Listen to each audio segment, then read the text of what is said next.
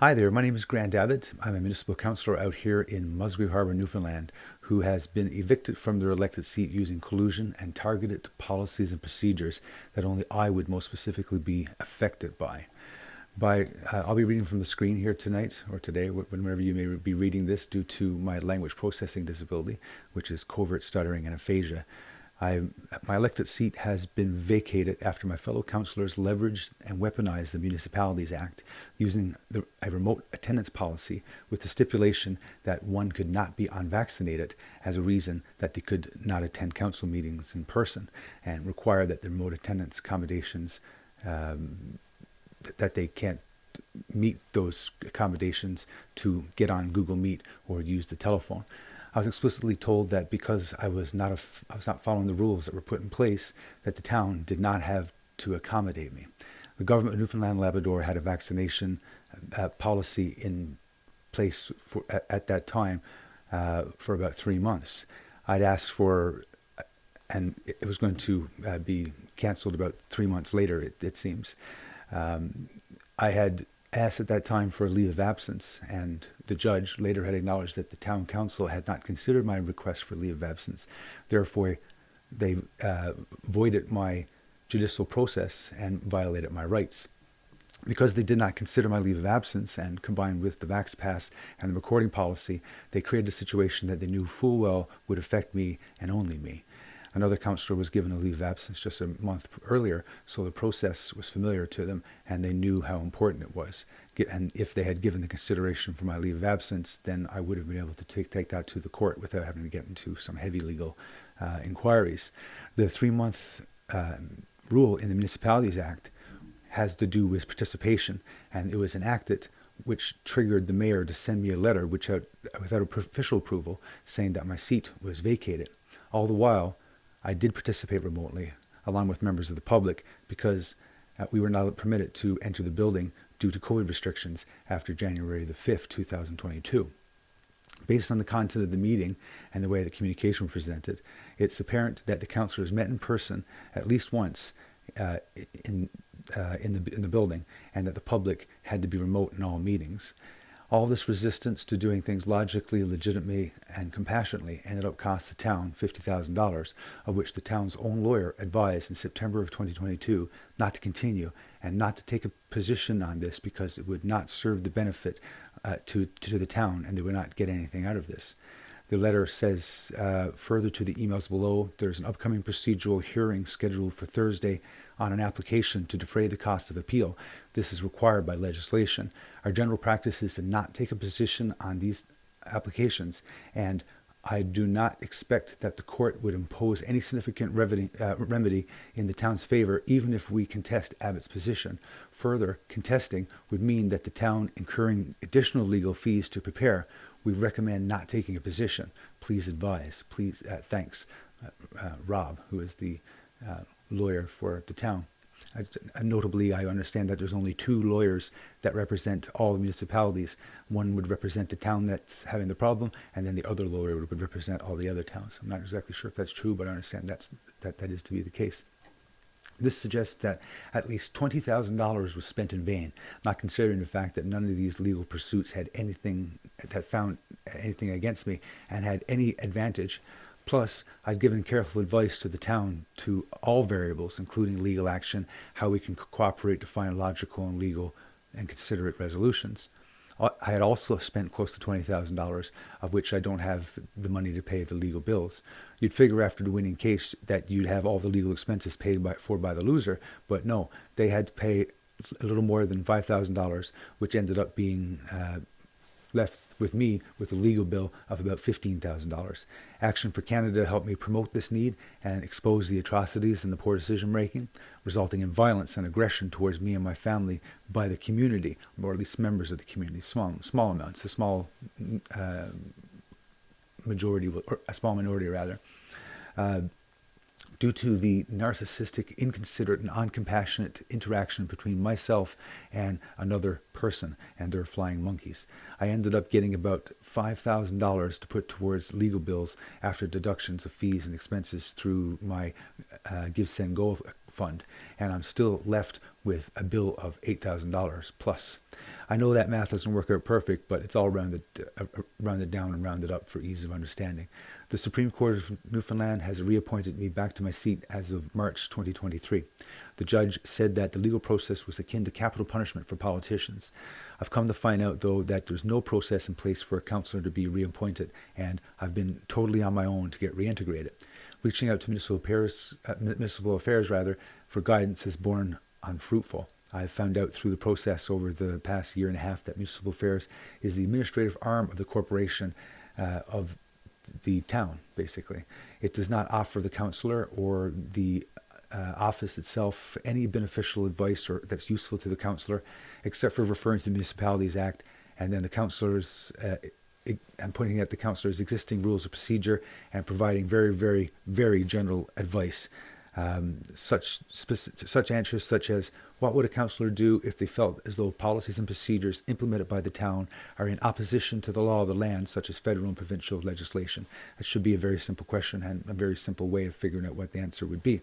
In the conversation with the Director of Municipal Affairs, Christopher Stamp, the answer was always quite elusive. At one point, I almost lost connection with them because they were complaining about the number of emails I was sending. All the while, they're not answering my questions directly.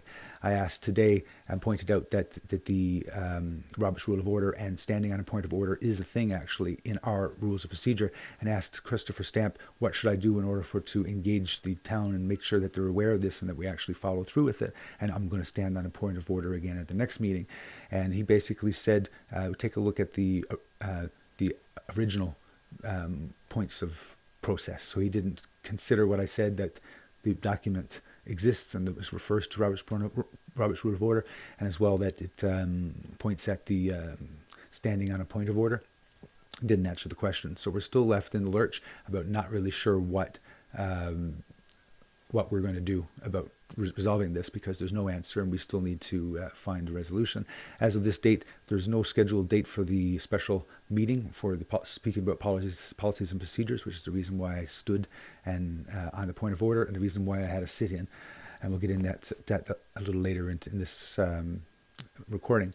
The thing is that they have liability, municipalities, municipal affairs rather.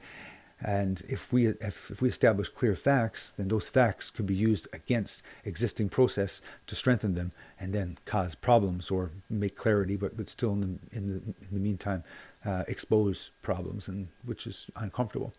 And if I knew exactly how to take care of my problems, then if I knew exactly how to take care of my problems, then that would in itself be problematic, because that would cause solutions to happen and things to occur without knowing how to accomplish anything. Then you got to do it your own way. Who wants a councillor stirring up and changing the way things have always been anyway? I've always been advised through all of this is that, and I feel strongly that small town municipalities have no overseeing body except for the official process in place, and that could result in fines, legal action, or negative results. So in essence, because these small towns don't have human resources and councils aren't supposed to meddle in the way of office procedures, the individuals who run the office have no boss and do whatever they feel is appropriate, with the bias of municipal affairs influencing their inner workings with no regard of the individual caught up into the mess. And that goes both ways. I said to both mayors that once this is over, me and all members of the council would be on even fields, and if they had any problems, municipal affairs would no more be on their side than they have been on my side to this, and will not be able to offer them any advice, and we would be totally on our own. So the people in charge of small town municipalities interpret things in ways that are personal to them and their experiences. They consult municipal affairs who do not have their best interests in mind, but rather the long-lived corporation, and they're given general advice. Then they're left to take care of the resulting mess by themselves, the future generations or future councils. And I've found that the bad advice has been offered to this town many times. The Municipal Affairs has also advised the town that they don't need to respond to my emails, which is causing issues because I'm not unable to communicate with them before I was a councillor, and also after I was a councillor because of the bias towards me. I've had some conversations with councilors and it seems as though that they don't even know what the truth is. I've had to refer to documents and refer to truths, and they're unaware of those truths. So basically, they're being puppets to the lawyers, municipal affairs, and the general self-led interpretation of the Municipality Act, combined by the rules of procedure created by the councils themselves, prior councils or current councils, and any supporting legislation from the Councilors' Code of Conduct, which is a recently implemented policy here in Newfoundland, which makes the council their judge, jury, and executioner up until the point that there's some legal action in order for the challenge the situation. Not to get ahead of myself, but even this has its own problem because, as I said, the council themselves, as indicated, would be responsible for policing themselves before situations get any official oversight. If the individual is in charge of the town, which could just be one person who runs the place, has no body invested in their well-being, and if that person advises the council on the communications from the bodies that are interacting with them, then the individual holds great power in the perception of the individual, of the intentions and decisions of the interpretations and the feedback from those governing bodies. It's a lot for one person to handle. Trying to get these councillors to consult lawyers was difficult, though with some arguments and with some tough arguments and stuff, and trying to get some decisions made, it resulted in policies that were illegal. I should probably say it over again and delete that part. But trying to get these councillors to consult lawyers was difficult, even through tough arguments about how the decisions that they were making were resulting in policies that were illegal. There you go. I said that much better. I think I might leave that in there just to show you how difficult it is for me to speak sometimes.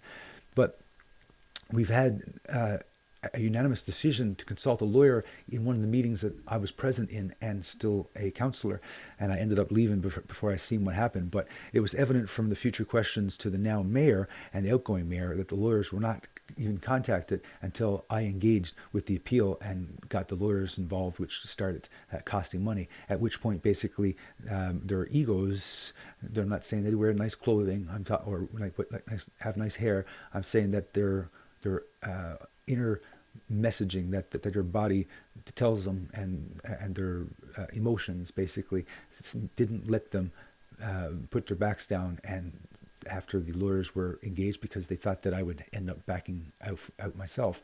It appears as though that they felt that I was not going to follow through with any of this, and they were committed into seeing this through to the end, and so was I, regardless of their lawyers' own advice. My platform for election was and is tourism, municipal reform, transparency, accountability, and creating community viability through a money engine, sort of like an economic development board, to help process charitable funds through the town to create infrastructure such as a community garden, beach mats, floating ocean wheelchairs, and other community-oriented ideas. Rinse and repeat every year, share this concept with other communities, and there's lots of money to be had for other community ideas. There's some deep bucket. Now, after all this, I've been called a liar, and me and my family's reputation and well-being has been threatened, and no one has been able to put their finger on anything that I've specifically said or done. There's been a human resources investigation which says I was not offensive, nor was I harassing, nor was I any bunch of negative words listed in the report. Based on the interviews with relevant persons, extensive review of audio recordings of council, and substantial review of written materials supplied by multiple parties, I find that Grant Abbott's conduct towards blank does not meet the definition of harassment found in occupational health and safety regulations, and I'll explain why. In order to find Grant harassed blank, I would have to find that his conduct satisfies the definition of harassment contained within the regulations.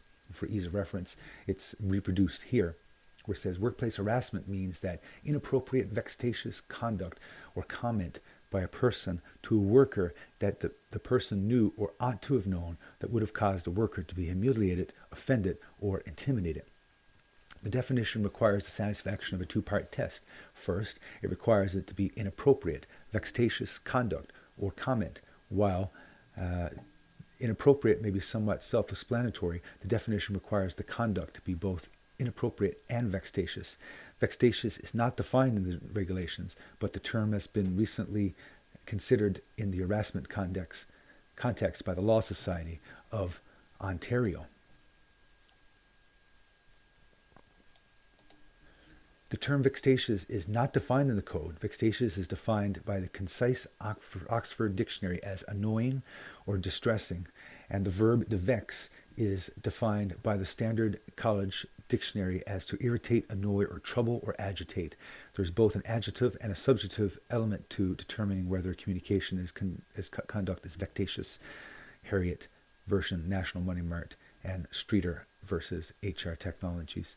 A simple assertion that the communication or conduct is vexatious is on its own will not establish the harassment.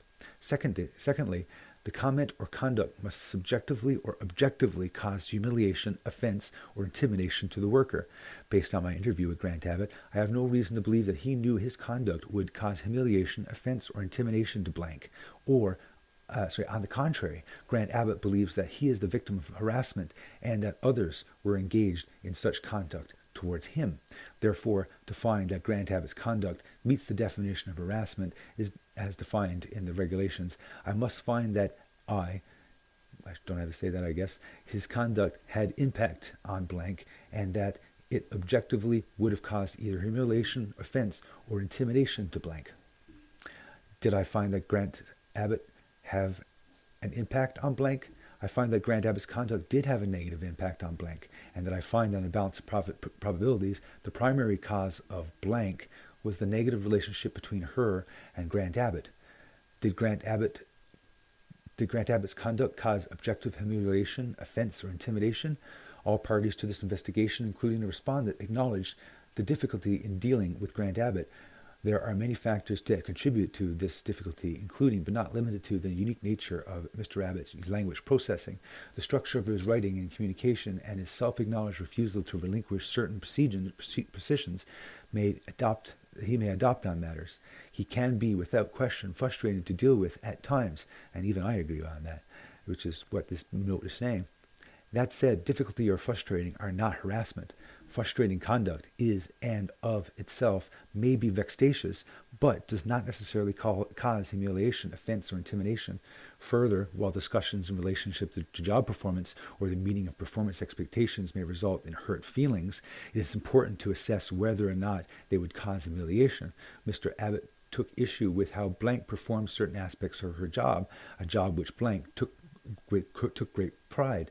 His concerns were not shared by others on council, but that is not detrimental of whether they constitute harassment. His critiques may have been personally vexing to blank, but that said, no evidence has been advanced that demonstrates Mr. Abbott constructed those criticisms in a manner that would have been objectively constitute humiliation, offense, or intimidation.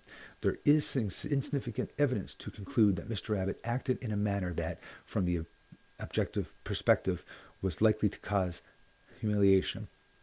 Similarly, there is insufficient evidence to conclude that Mr. Abbott acted in a manner that, from an objective's perspective, was offensive. Finally, while Mr. Abbott did raise his voice during certain meetings of councilor, taken objectively in context, this behavior was not intimidating, but likely in response to similar behavior from other council members. Again, the conduct was not appropriate, but it was also not harassment. While Mr. Abbott acted in a manner that was not the social norm for councillors in the town council of Musgrave Harbour, his conduct does not constitute harassment. His conduct may have been unacceptable from a governance perspective and may have fallen below the performance expectations of his peers, but that and in of itself is insufficient to conclude that Mr. Abbott acted in a manner consistent with the definition of harassment found by the regulations. It says, that's why I have a drink here. It's a lot to say. It says that the issue here is the primary cause of this basically was the relationship between someone else and myself. The way that English language works is that the first subject is the target of the sentence, and the second subject is the content of the sentence. I have language processing disabilities which cause me to speak strange, understand things differently than others, more uniform and proficient with grammar and sentence structure, or basically who may be more proficient. I've also been reassured by those who know better that this means that the negative relationship of someone else towards me was the cause of this. After much strife, trying to navigate the system over the last 1.5 years engaged with municipal affairs and the town itself, the legal process, I have found that small towns have no accountability to any boss or anyone to correct any negative or incorrect behavior. Councils and councilors have no one to ask questions, no one to be the one of accountability, and no sustaining vision for the corporation and town. Councils essentially, they run themselves on a rotating cast of almost always the same characters who make the rules and run their own show. The councilors may come and go, and they may get a new representation, but then there's learning the ropes and getting up to speed, and that takes a lot of time and effort when you're not really paying attention on the big picture, but more so just chasing your tail. When you need information, where do you go for this? Fellow councilors, the town manager, and municipal affairs. The only recurring cast member for sure is the town council clerk or the manager.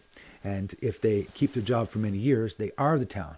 Not even the mayor will know all the details and looks to the clerk or the manager for advice on facts as seen by them and their knowledge. The town manager knows all the rules. They interpret the legislation. They know all the secrets of the trade, where all the skeletons are hidden, and hold the utmost opinion of the impact of the actions on those rules. Basically, it all ends with them based on on his or her interpretation of the rules. I have been finally explicitly acknowledged that the corporation of little towns hold only itself accountable in the day-to-day operations, and then only criminal investigations, legal action, government process, such as access to information, or criminal investigations, like I said, or the voter on voting day can affect what happens in these little towns. Essentially, the town corporation and the councillors are on their own to figure out the best they can, with general advice interpreted by municipal affairs. Legal advice if they sought it, be it blind leading the blind, or following the will of the town manager. Through all of this, I've not been found to be responsible for any negative instigating outside of holding on to my rights and defending my honor and trying to do what's right.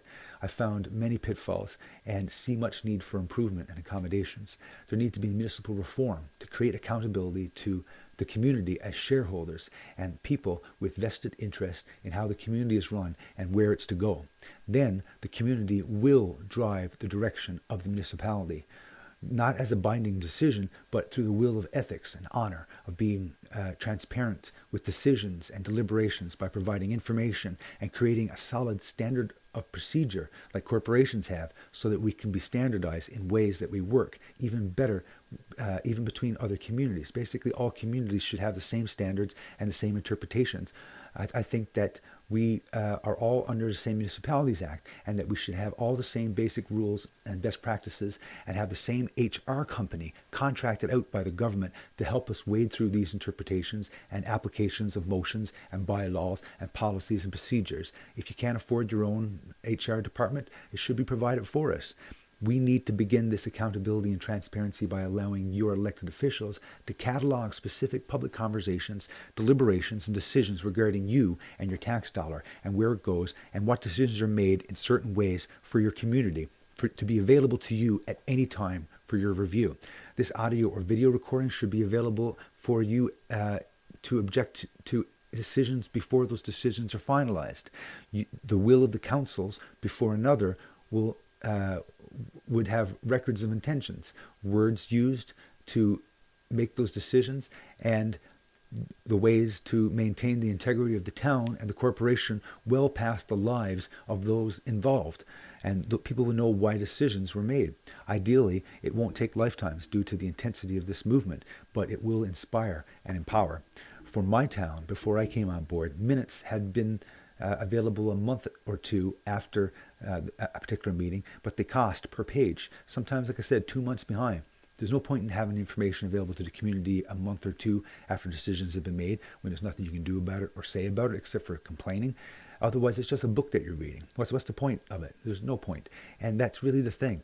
If you don't know what's going on in your community as it happens, you don't know why particular decisions are being made in a particular way, then gossip happens. And people create realities that could have involved them if only that we would have let them. Anybody who wants to be involved should be involved. At one of my last council meetings, we were talking about putting up gateways and limiting who would be involved with what committees. No, open the doors up. Anybody in the community who wants to be involved in the community should be fully able to participate in the community without approval from the mayor about whether or not they should be participating or not. The mayor is no one to choose. If you have interest in helping, you help with the community. That would reduce a lot of animosity, because you can't please everyone all the time, but at least you can try. Other people ask me, why am I still out of this? Why am I still talking about this? Why can't you just go back to the council and do your job now that I've been reappointed? It's behind us right now, isn't it? What the heck do I want? Well, I wanted to help my community out in many positive ways, but this had been turned really ugly by hate, envy, and or jealousy or lack of compassion. I'm often misunderstood because of my language disability, which might not seem apparent, especially when I'm reading, because of my coping mechanisms. I can do well when I talk from my singing side of the brain, which has to do with reading and such. But when I'm talking fresh, it's very difficult to talk out of my talking side of the brain unless everything is all calm and relaxed, and being aggressive doesn't really work, which meeting number 1 was full of aggression. I'm sure you've noticed if you've taken a look at listened to one of those recordings. I'm a singer, and I transcribe thoughts from my singing side of the brain from the talking side of the brain. And I wasn't getting an opportunity to participate in any valuable way before being kicked out after only 3 meetings or so due to my reputation preceding me at the town office. I wanted to set up a 100% provided by charity, $50,000 community garden, but I needed a CRA Donnie, and found that the town was the only ones who were able to do it. And there was 5%, I believe it was, worked into this to give to the community for administration, basically to pay someone to do the work of managing this money. Here you take a look at the screenshot. This is basically a piece of land next to where the old skating rink used to be, across from the ball field, up the school lane. Supposedly this lane's available, and we negotiated this as being a potential spot for the community garden before things turned really ugly and no one said they knew me anymore. The idea was not well understood. No one asked questions, and no one asked. I was dubbed harassing instead of persistent with opportunity, and I was challenged to run for council due to my objections and public talking of my intentions and big ideas. And I wanted to go and see my charitable donation idea to the council as proof of concept. I think I intimidated some people with some of the ideas that I had in mind. Flash forward to after I got reappointed to the Supreme Court of Newfoundland and Labrador, I was able to go back to the council chambers, but I had a problem. The policies and procedures that got me in trouble before, or once created afterwards, are still in effect, except for ones that I have since been successful in getting appealed. I have been asking Municipal Affairs, how can I go about addressing this? And I don't get any suitable answers, and I decided to stand up on a point of order during my first council meeting back. I did give them notice that I was going to do this, but there was no advice about how to manage it, except for the advice that such a process didn't exist. To be clear, the points of order that I had to talk through were the recording policy, remote attendance policy, social media policy, and policies as it pertains to councillors not being able to talk about public matters until a month later or when minutes were published. They claimed that standing on a point of order was not a thing, and that it had to be in the town's rules of procedure for the town of Musgrave Harbour. I claim that the Roberts Rule of Order does have a standing on a point of order, and I expect that others would agree to do that too. They claim that Roberts Rule of Order did not apply, but the rules of process that the town has, I later found out, does say that it's something that we do. It says here, clarification and amendment procedure, clarification of rules. In all cases where these rules of procedure do not make provision or adequate provision, then Robert's Rule of Order shall apply. This is in the town's rules of procedure. So basically it gives empowerment of the entire document of Robert's Rule of Order if the document of rules of procedure are not good enough. The only way that I could have attended to take care of these illegal and immoral mandates, policies, and procedures was at my own accord, which was to stand upon a point of order on what I knew to be right. Municipal Affairs advised both myself and the town of Musgrave Harbour that standing on a point of order was not a thing for the rules of procedure, and the town didn't have that, and suggested that outside the Municipalities Act, the rules of procedure was the document that we had to run by. It was later found out that Municipalities Newfoundland, the marketing arm of government of Newfoundland and Labrador, and the corporations of municipalities say that we are supposed to run under the parliamentary procedures, which have a point of order being a thing there too.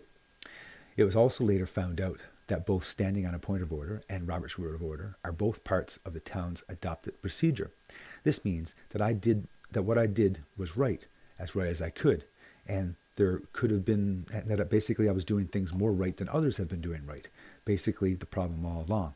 I follow logic and rules pretty rigidly, as the investigator had indicated, and this is apparent that this following the rules and expecting to be treated with human decency is what got us here. Standing on a point of order is essential, and it says that any decisions that have been made are final and cannot be reversed frivolously unless such point that something changes to trigger questioning that decision. But an individual cannot object to general decisions out of nowhere. You have to get a seconder. And just because they don't agree doesn't make things any better. But there's an exception that says if a decision has been made and something is illegal or goes against the rules, the point of order can be called, getting the chairman's attention to discuss the matter. The members standing gets to review the problem and discuss the issue within reason, get a reply from the chairman, and then it is decided how to proceed based on the information. Because the chairman was not aware how to deal with the point of order on April the 27th, 2023, and actually called me out by presenting the email from Christopher Stamp, the Director of Municipal Affairs, as proof and gospel and fact that the council was correct in their action, because someone outside of the council interpreted this for them instead of them listening to the problem and finding out solutions to the problems respectfully.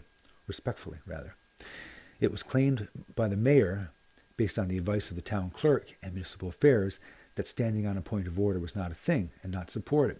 They fully knew I intended to stand on a point of order before I sat in my chair, and did nothing to caution the crowd in such a degree that we think that we would expect a response to go against, to see me go against the grain and refusing to stop speaking on a point of order. They should have anticipated that I would need a police escort out of the building and that I'd insist on having my point of order heard. Here you see the message from Christopher Stamp. Basically it says, unless identified in the town's rules of procedure, Robert's Rule of Order does not apply. Please see the town's rule of procedure. All the best. Cool. Next one says, Grant. The Robert's Rule of Order is not identified in Municipalities Act 1999. As I said before, at this time, I'm unable to support you with your questions, as our team has other converging priorities. With respect, our team will do our best to support you and the council as appropriate. And basically, they wrote me again today, and I tried to tell Christopher that the point of order and the Robert's Rule of Order are part of the town's procedure, and basically he responded to me, and he took it this time and actually gave me some advice, but he gave me the advice of a standard objection, which is basically getting a seconder, which is not what the standing on point of order does. Here you'll see how it works. I've since examined the rules of procedure for the town, and I have found the standing point of order as part of the document. It goes, incidental motions. The class of motions related to the pending question in such a way that it must be decided immediately before any other business intervenes. The listing of motions does not indicate rank, merely the order of motions found in Robert's Rule of Order. So it mentions it right there as part of the rules of procedure. It says here, a point of order. Whenever a councillor believes that the rules are being violated, it is the councillor's duty to raise a point of order at the time of breach, and the motion effectively requires the presiding officer to rule on the question involved. Unless the breach is of a continuing nature, the point of order must be made immediately after the infraction, otherwise it's too late. And then there's an appeal. If a councillor disagrees with the ruling of the presiding officer, an appeal from the decision of the presiding officer can be made.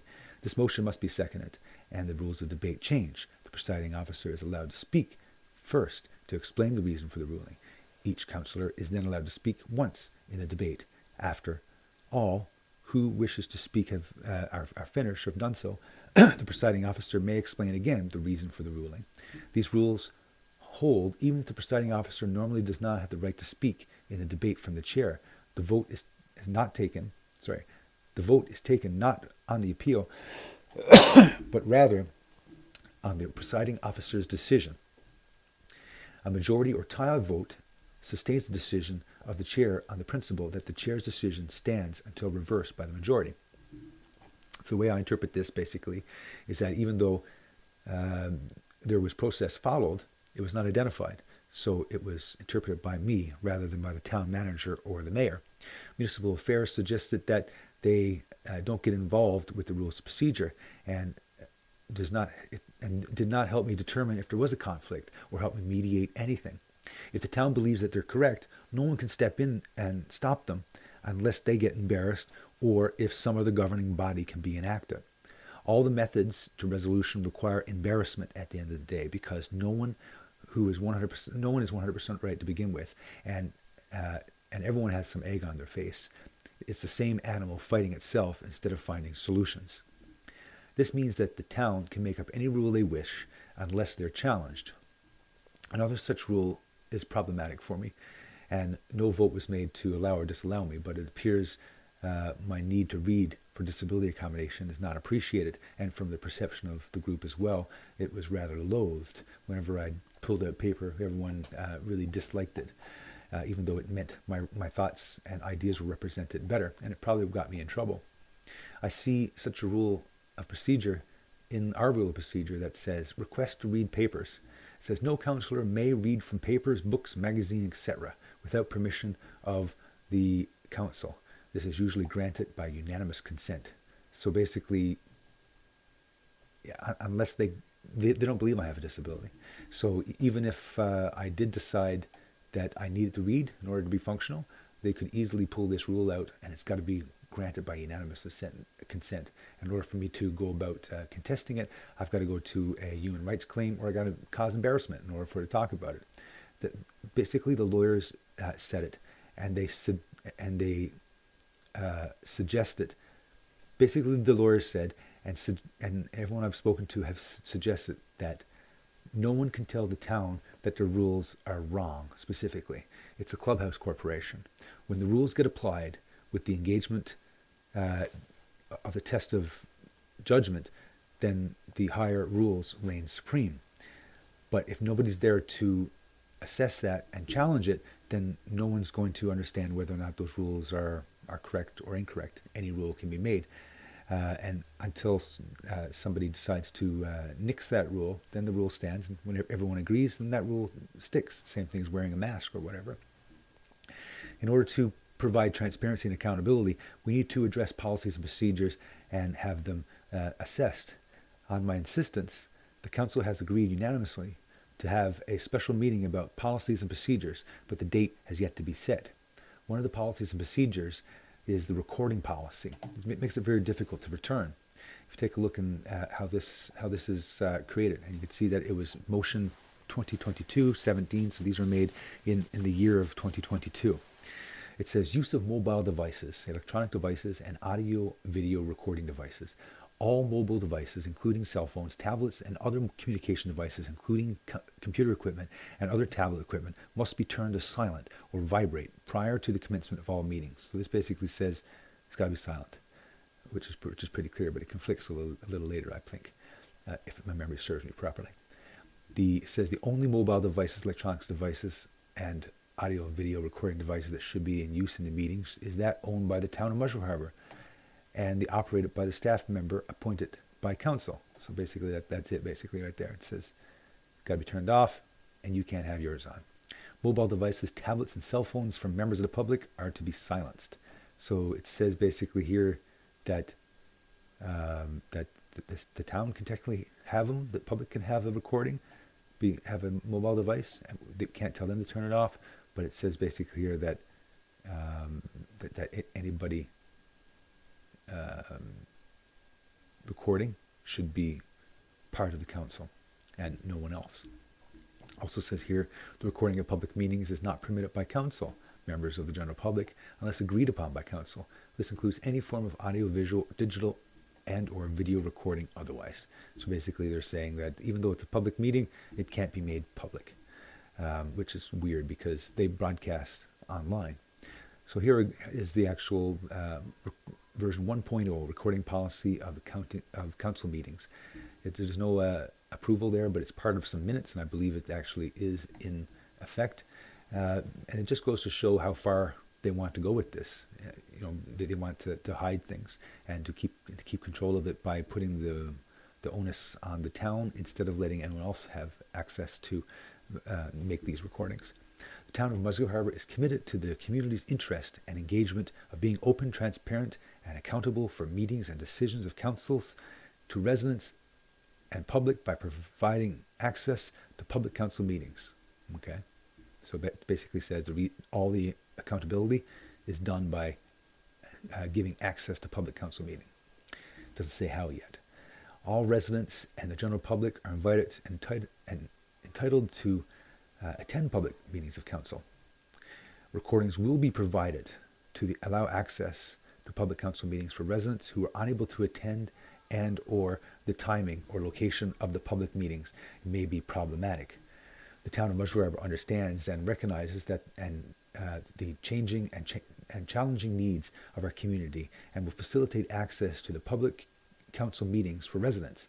Council will continue to provide information on public council meetings through notices, agenda, and adopted meetings.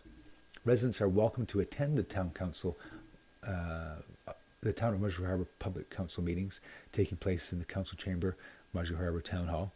Public council meeting dates and information will be posted on the town's Facebook page as they become available. Legislation says that council is guided by the Newfoundland and Labrador Municipalities Act 1999 and Access to Information and Protections of Privacy 2015. There's nothing in there for recording in the Municipalities Act regarding recording. There's nothing in the Access to Information and Privacy Act either, and it doesn't apply in public meetings. The people at council need to be careful with what they say in order to be careful of the privacy by not saying people's names, not saying people's addresses, trying not to say things that identify them in more than one way, especially 2 ways. That would be really bad, and in 3 ways would be really terrible, because then you would definitely know who you're talking to by this. Public meetings on council will be recorded and made available to the public once the meetings have been adopted. So that's a month later for sure. So basically any recording won't be made available until a month later. And where would that be posted? I'm not sure. I haven't seen it yet. This says here that the purpose is that the policy would provide guidelines for the transparent management of recordings of public meetings held in the council chamber, Town Hall, 181 Main Street, Musgrave Harbour. Definitions. Council, the town of Musgrave Harbour, consists of elected officials and the town clerk. Public meetings includes regular public meetings, special public council meetings, and other public meetings conducted in accordance with the council's adopted rules of procedure held in the council chamber, Musgrave Harbour, Town Hall. Does not include meetings that are closed to the public. Private privilege meeting, a meeting of council from which the public and media have been excluded to discuss issues that are of sensitive, confidential, legal, human resources, and financial matter. Any decisions, motions, and resolutions at a privileged meeting must be ratified at a public meeting. Defamatory statement or inappropriate comment, one of which tends to injure another's reputation, a comment that is not appropriate or suitable for some purpose or situation. A statement, comment that could induce people to shun or avoid a person for a reason. That sounds familiar, doesn't it? A comment that can be made or spoken, signs or gestures, writings or images in a person by broadcast. Minutes. Minutes of a meeting are required to be taken and recorded by the clerk or designate to be accurate and to be signed by both the mayor and town clerk of the town of Musgrave Harbour. The adopted minutes are the town of Musgrave Harbour's official records. Scope. This policy applies to recording, storage, and distribution of recorded public meetings held in the council chamber, Musgrave Harbour Town Hall. The policy covers all elected members of council, all personnel employed by the town of Musgrave Harbour, and any person or organization acting on behalf of the council and the town of Musgrave Harbour, in any person making presentation at a public meeting, and any person presenting under question and answer session at a public council meeting. This policy applies to all persons attending public meetings, including councilors, staff, invited speakers, observers, presenters, and members of the public, both as visitors in the public gallery and as contributors to the public meeting.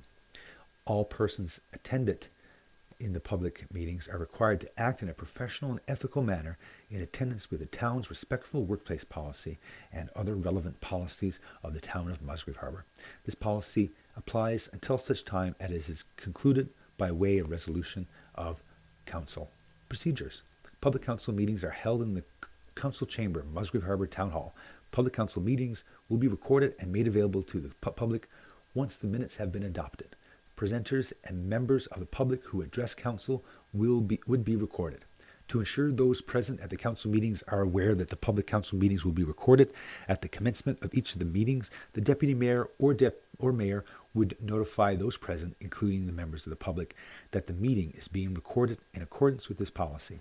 Signage would be posted and clearly displayed to ensure presenters and members of the public are aware the public council meetings are being recorded and made available to the public once adopted. The announcement and signage would remind people that the recording and expectation that they shall refrain from making potentially defamatory statements or inappropriate comments. A designated staff member, being the town clerk or designate, would be responsible for the operation of the recording equipment. The town clerk, or in absence of the town clerk, the deputy mayor or mayor would have the discretion and authority at any time to direct the termination or interruption of the recording of the meeting if he or she considers it prudent or advisable to do so. To resume the recording, direction would be provided to the clerk, or in the absence of the town clerk or the mayor or deputy mayor, to the designated staff member. Following any public meeting, the town clerk, or in absence of the town clerk, the mayor or deputy mayor, may from time to time direct staff in writing to remove recordings or portion of recordings where it's considered to be prudent or advisable to do so. Opinions and statements expressed and made during public meetings are those of the individuals making them. Well, if so, then why would you delete them? It's the responsibility who said it, right? Council would not accept responsibility for any verbal statements made by the public during public meetings which may be inaccurate, incorrect, or defamatory. No protection would be afforded to the council officials or the public by the Musgrave Harbour Town Council or the Town of Musgrave Harbour for comments and statements made during the recording of the council meetings, which may be or are subsequently challenged in a court of law and determined to be potentially defamatory or inappropriate. This policy would not extend to confidential meetings, including privileged or private meetings of the council close to the public. Privileged or private meetings would not be recorded. Should a public meeting be adjourned for a privileged meeting, the motion of the council is required, and this privileged meeting would not be recorded. The town clerk, or in absence of the town clerk or deputy mayor or mayor, would provide direction to the designated staff member to resume recording. The town of Musgrave Harbour would make every reasonable effort to ensure that the recording is available. There may be situations where, due to technical difficulties, the recording would not be available. Such situations occur. The mayor or deputy mayor would advise those present that the recording is not available. In the event that technical difficulties are not identified during the meeting, this information would be displayed on the Town of Musgrave Harbour's Facebook page for identification.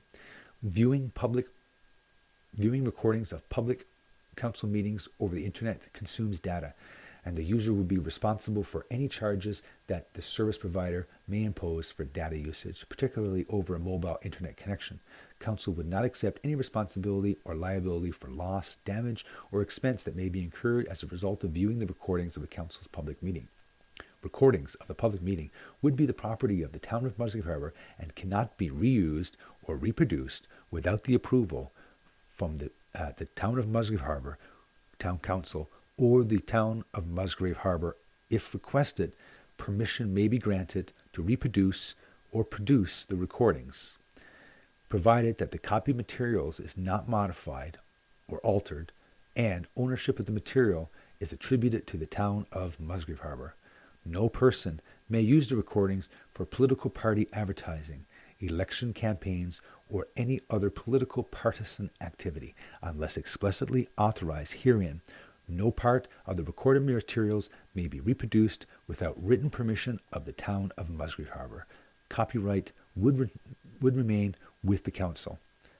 So basically they're saying that all that has been said in the public meeting is copyright and cannot be shared with anybody without permission, which makes it not public again.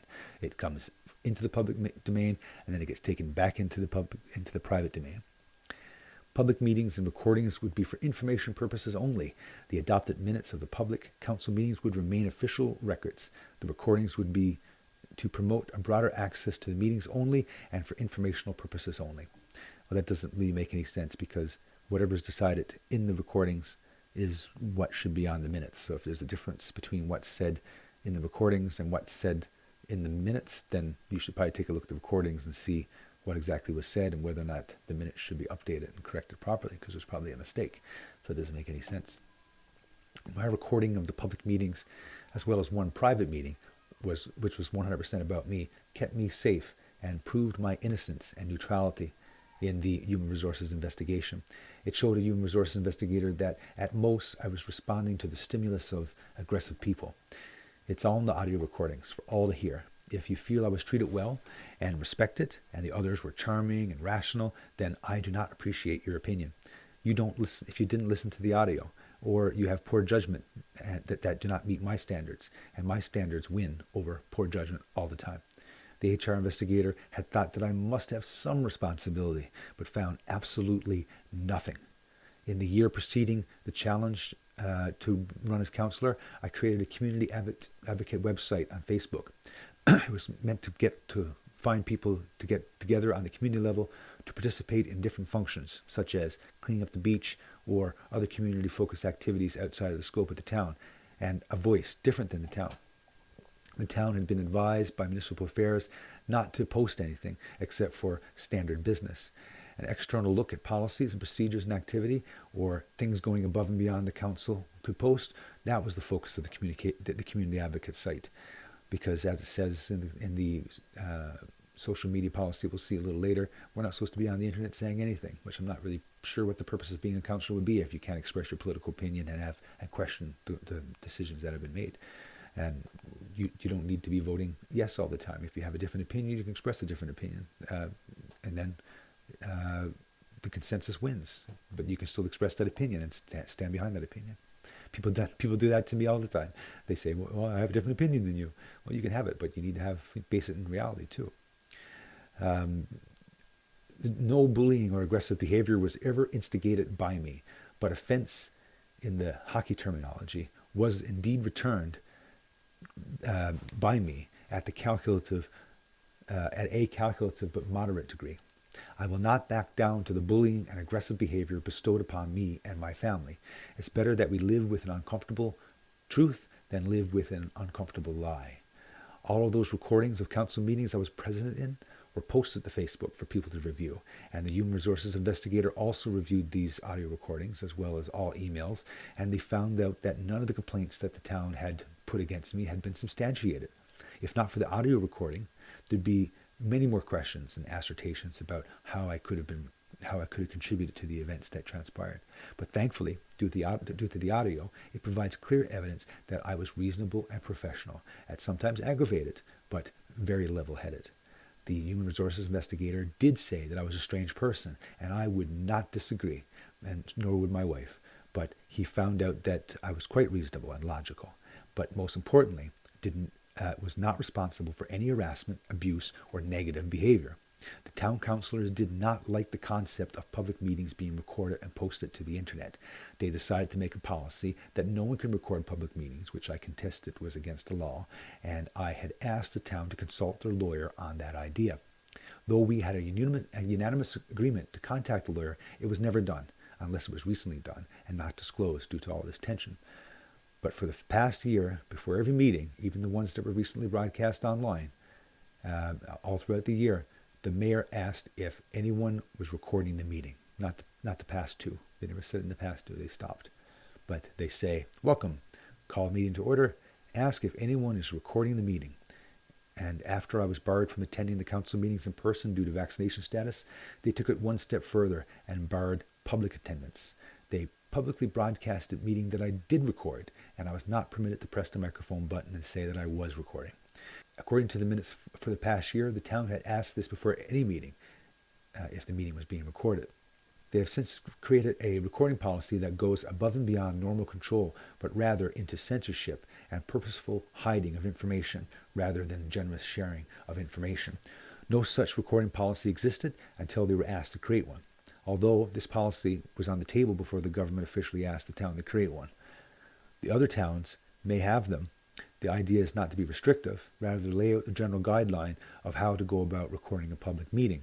The town of Musgrave Harbour took it one step further and adopted the policies and procedures similar to a competitive corporation rather than a public body. The town took it as far to claim copyright on the audio of the recordings of the public meeting and specified that no one could record except for the town clerk. It is specified that the town had ownership of the recording and that permission must be sought in order to use the recording in any way, shape, or form. The policy also says that the town could erase sections of the meeting that they feel appropriate, or that they feel is inappropriate rather, or something that they think that they did not want to have to be shared.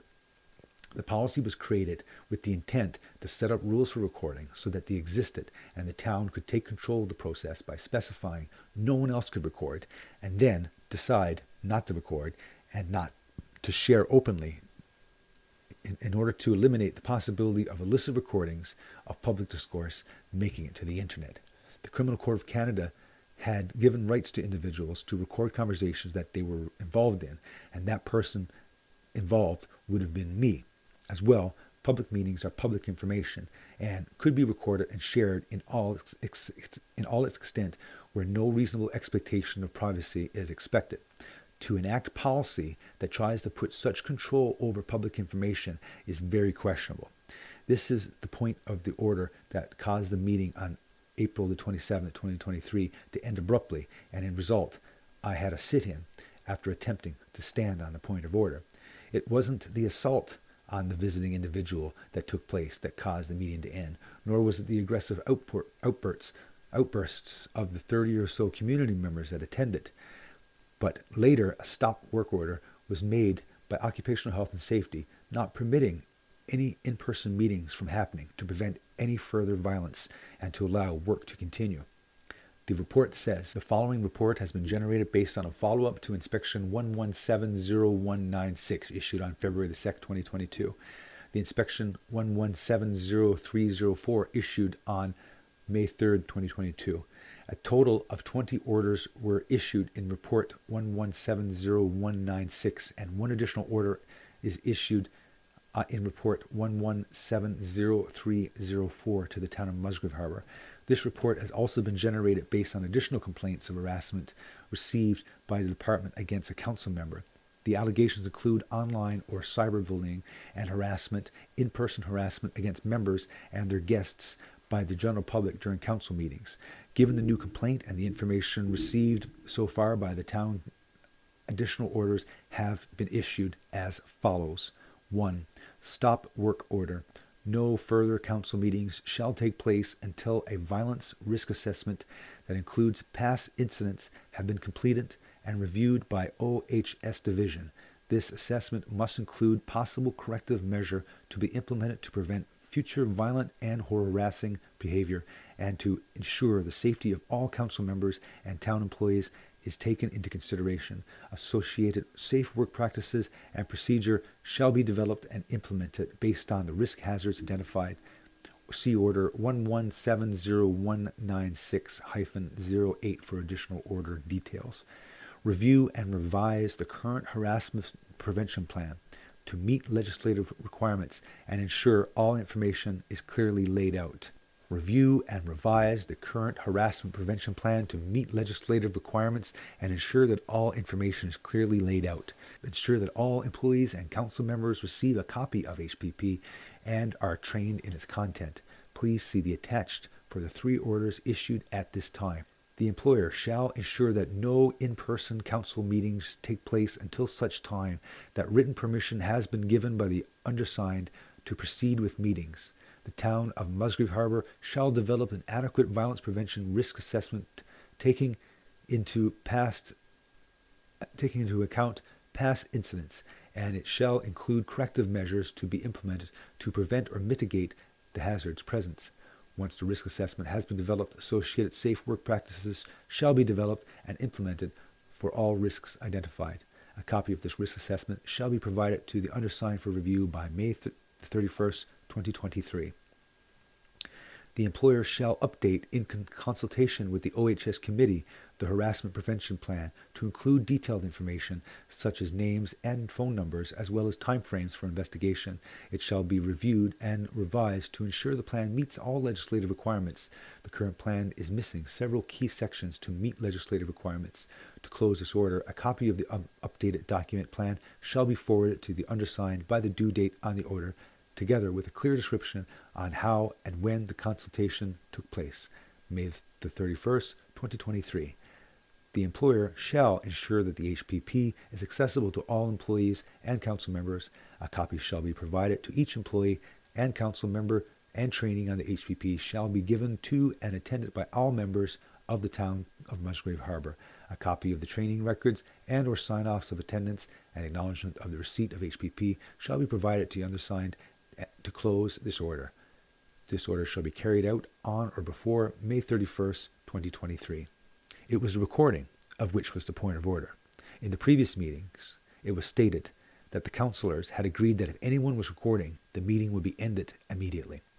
I objected to this all along, and upon my first meeting back, it was asked if anyone was recording, and I said I was. Because of the number of people presenting at the meeting and the fact that I was greeted by angry citizens entering the building, I knew that I cannot go home without a police escort. I had called the RCMP and put them on alert of my intentions week before the sit-in. The citizens waited around for me, and they provided me with a parade of honks from their trucks and cars as I was guided home by the police officer almost an hour after it all began. So to be clear, citizens waited for almost a full hour in the parking lot until the police came to the building to bring me home so that they could see me off with an aggressive parade of horns. I had advised the police that I would be conducting a sit-in at the town council office because of my assessment that once I told the town council that they were breaking the law and that they were going against the Criminal Code of Canada, I would have difficulty leaving the building because of the number of residents that had been attending the public meetings for some time to keep an ear out what transpires with the case and positioning themselves against me. I had advised the police that I would be conducting a sit-in at the town council office because of my assessment that once I told the town council that they were breaking the law and going against the Criminal Code of Canada, that I would have difficulty leaving the building due to the number of residents that had been attending the public meetings for some time to keep an ear open on what transpires with the case and position themselves against me. In the previous meeting, they had resolved that there would be no public apology and there would be no apology to me, nor for the events that had transpired, costing the town and I $70,000 plus. What a Franco fiasco. After all of this organic but still manipulated abuse, a Musgrave Harbour gossip, Musgrave Harbour Transparency Facebook hate group was created about me and my family of 5, wife, twin boys of 5, and 11-year-old daughter. The site suckered in 10% of the community and used them as puppets for his sick, perverted games, treating them like ants, giving them a little shake from thousands of kilometers away with no responsibility or accountability to any of the consequences, just for some fun. The hate site, the council nonsense, and the petition and the protest against me all contributed to my property damage, frightened my children, caused grandma to move away after committing to staying in the town, as well and leaving everything behind, as well as culminating into an assault and a parade of horns from 30 anti-patriotic citizens seeing me off with the police guiding me at the town hall on April 27, 2023. Malicious lies and gossip has manipulated people into relentless hating of good people with good intentions and great ideas. But maybe who we are a little different than you are. And the problem here is that if you are intolerant of different people's perspective, then and not respectful of the relationship and the engagement between the town hall and people who are different than you, then where's the first line of defense against intolerance and hopes of being treated fairly? If not for how one can engage with their community, how does a single soul have the hopes of affecting their environment and making things better? We have been taught compassion and goodwill unto fellow man. Show me my errors, ask questions, speak the truth, and talk this out. If you cannot put into words, I dismiss your opinion. This says a lot for a guy who has aphasia and has difficulty speaking, to dismiss someone else's opinions, and what you have to say is very important to me, but you must say something that's true and important in order for it to have a conversation with me. Otherwise, I don't appreciate your opinion, and I have nothing to hear from you. I was elected on a platform of 50 or more ideas to be discussed and explored that would present opportunity and development, but I was not permitted to engage, even after I was a councillor. It's evident of intolerance in the audio of the meetings in question, and it's all there for everyone to see.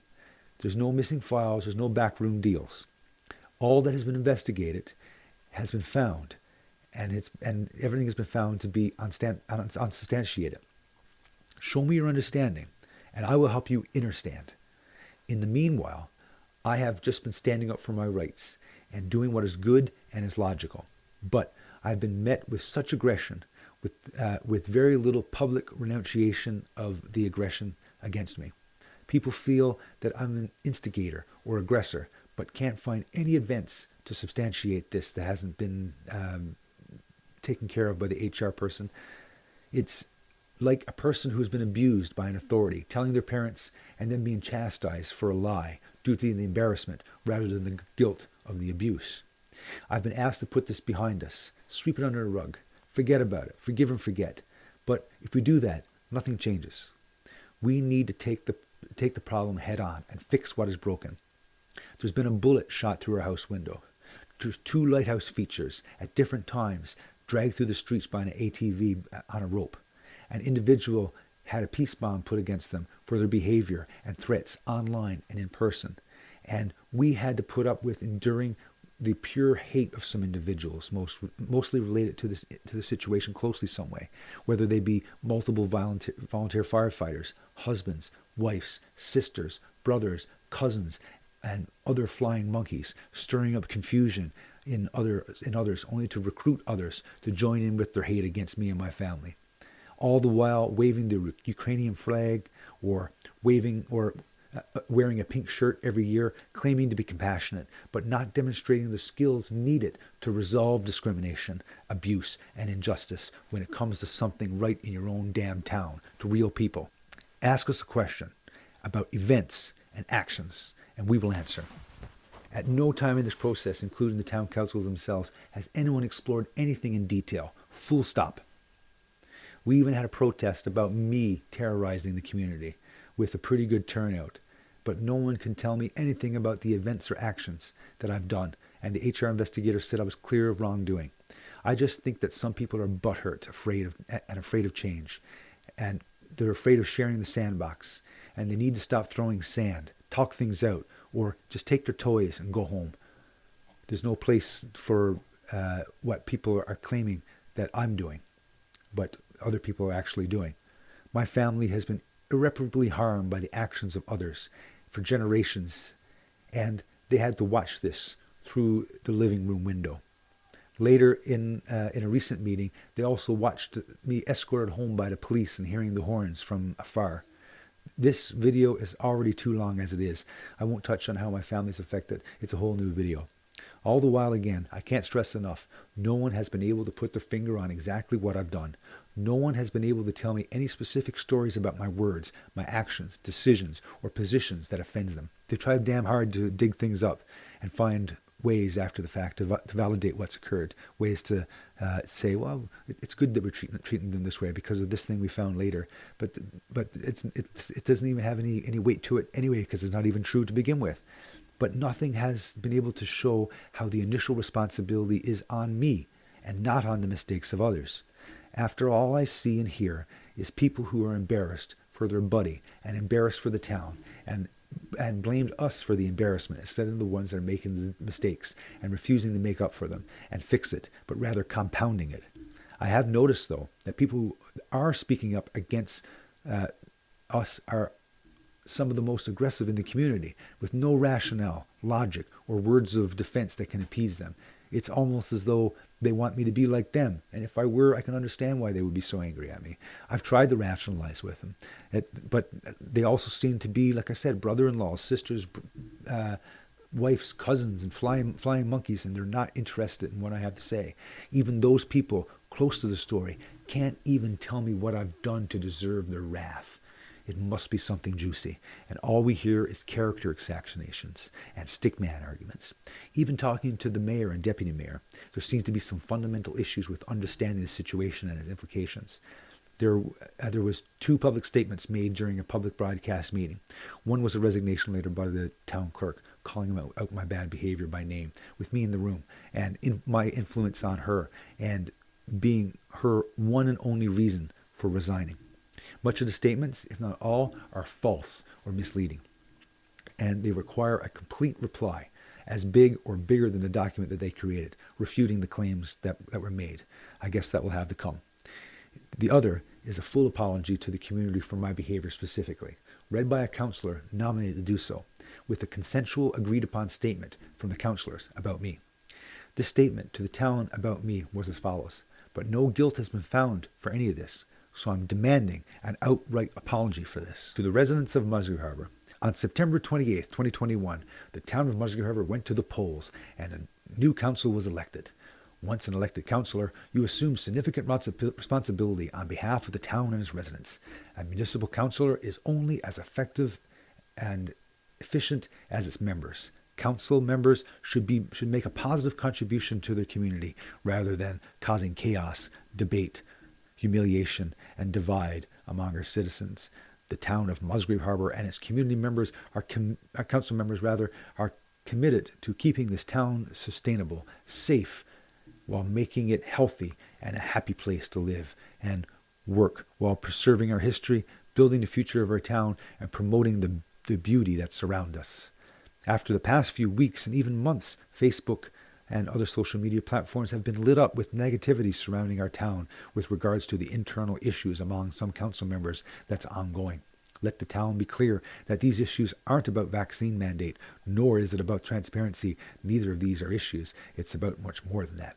The town of Musgrave Harbour vaccination policy clearly states that councillors, employees, contractors, and volunteers, this includes students who are volunteering or employed under the town, that with written proof of a medical reason from a physician or a nurse practitioner stating that the person cannot be vaccinated against COVID-19 would be considered exempt from a required NL Vax Pass. Please see our vaccination policy on the town's Facebook page for more information on this policy. The town would like to take this time to apologize to our residents for this childish and inappropriate behavior and does not support it in any way, shape, or form. This type of behavior needs to stop. And this negativity, attention, is only causing chaos, making us all look incompetent, and more so a spectacle of this beautiful town we call home. Council members should not engage on social media, as this is not the proper platform to discuss these issues. All council members should always be mindful to conduct themselves in a professional and respectful manner.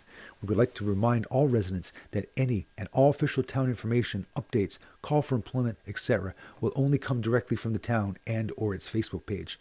Anything posted to any other pages, profiles, or any other social media platforms are not to be considered official news, updates, or information approved by the town or council, and is no way a reflection of the town of Musgrave Harbour or its policies and procedures.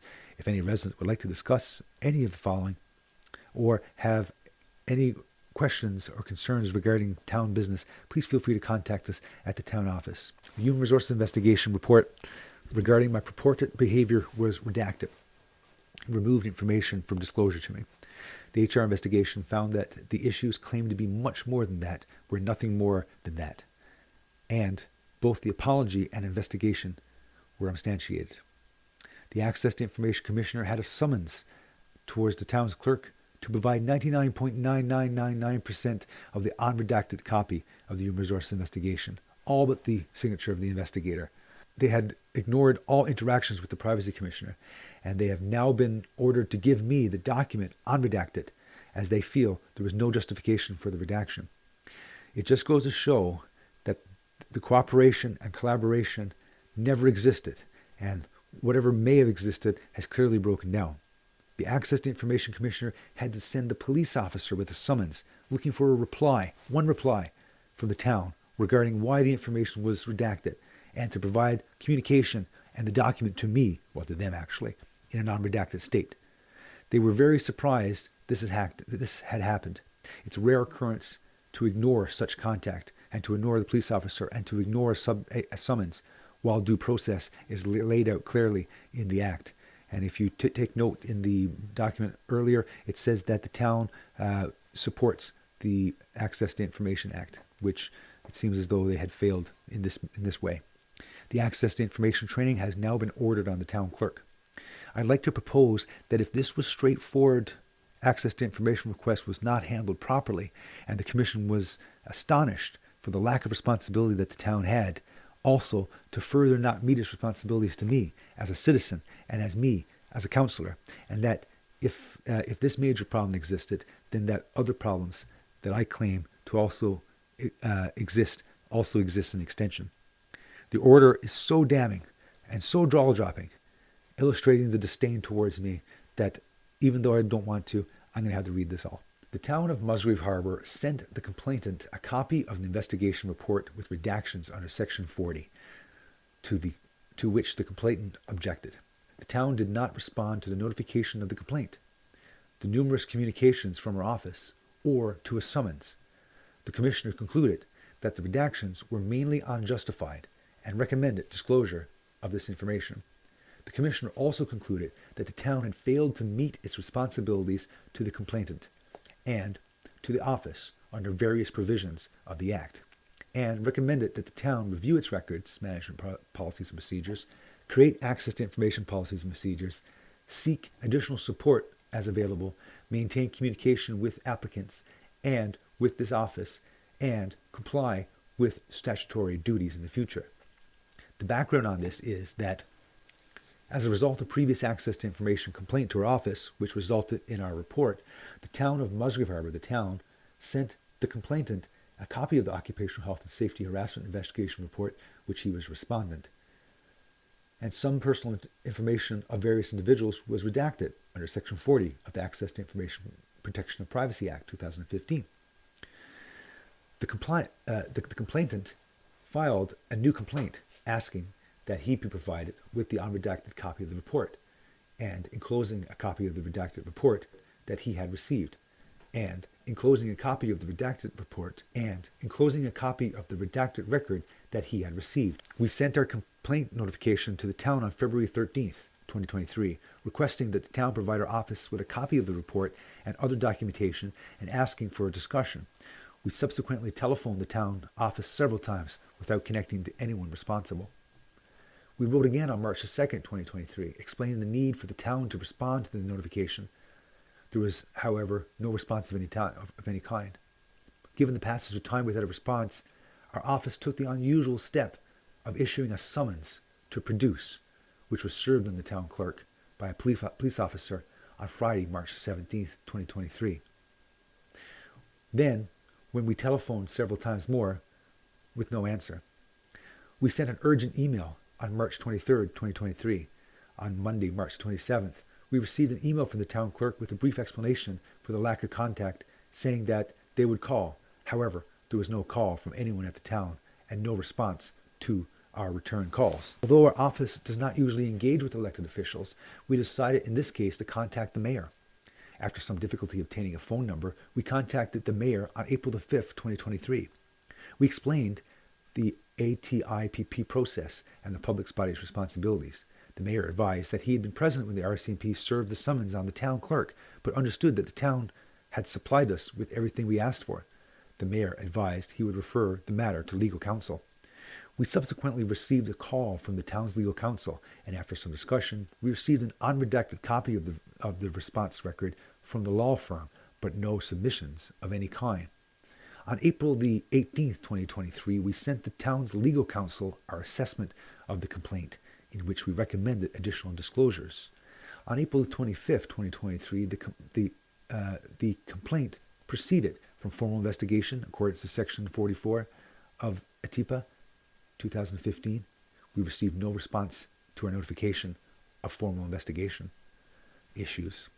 The issues to be addressed in this report include the following: whether Section 40 has been properly applied to the response record, whether the town has failed to meet its responsibilities under ATIPA, including its duty to assist an applicant under Section 13, its duty to respond to an applicant under Section 15, 18, and 20, its duty to respond to a notification of a complaint by the Commissioner under Section 44, its duty to comply with a request from the Commissioner made under Section 97, and its duty to comply with a summons issued by the Commissioner under Section 97 under the Public Inquiries Act.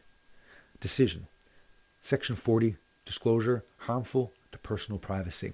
The response record at issue is a 14-page report of a workplace investigation into allegations of harassment made by a town employee against the complainant, a town councilor. Although Section 33 of TIPA, information from a workplace investigation, provides that all relevant information created or gathered for the purpose of a workplace investigation is to be provided to a party in response to an access request, recent court decisions have concluded that this provision does not override the provision of Section 40.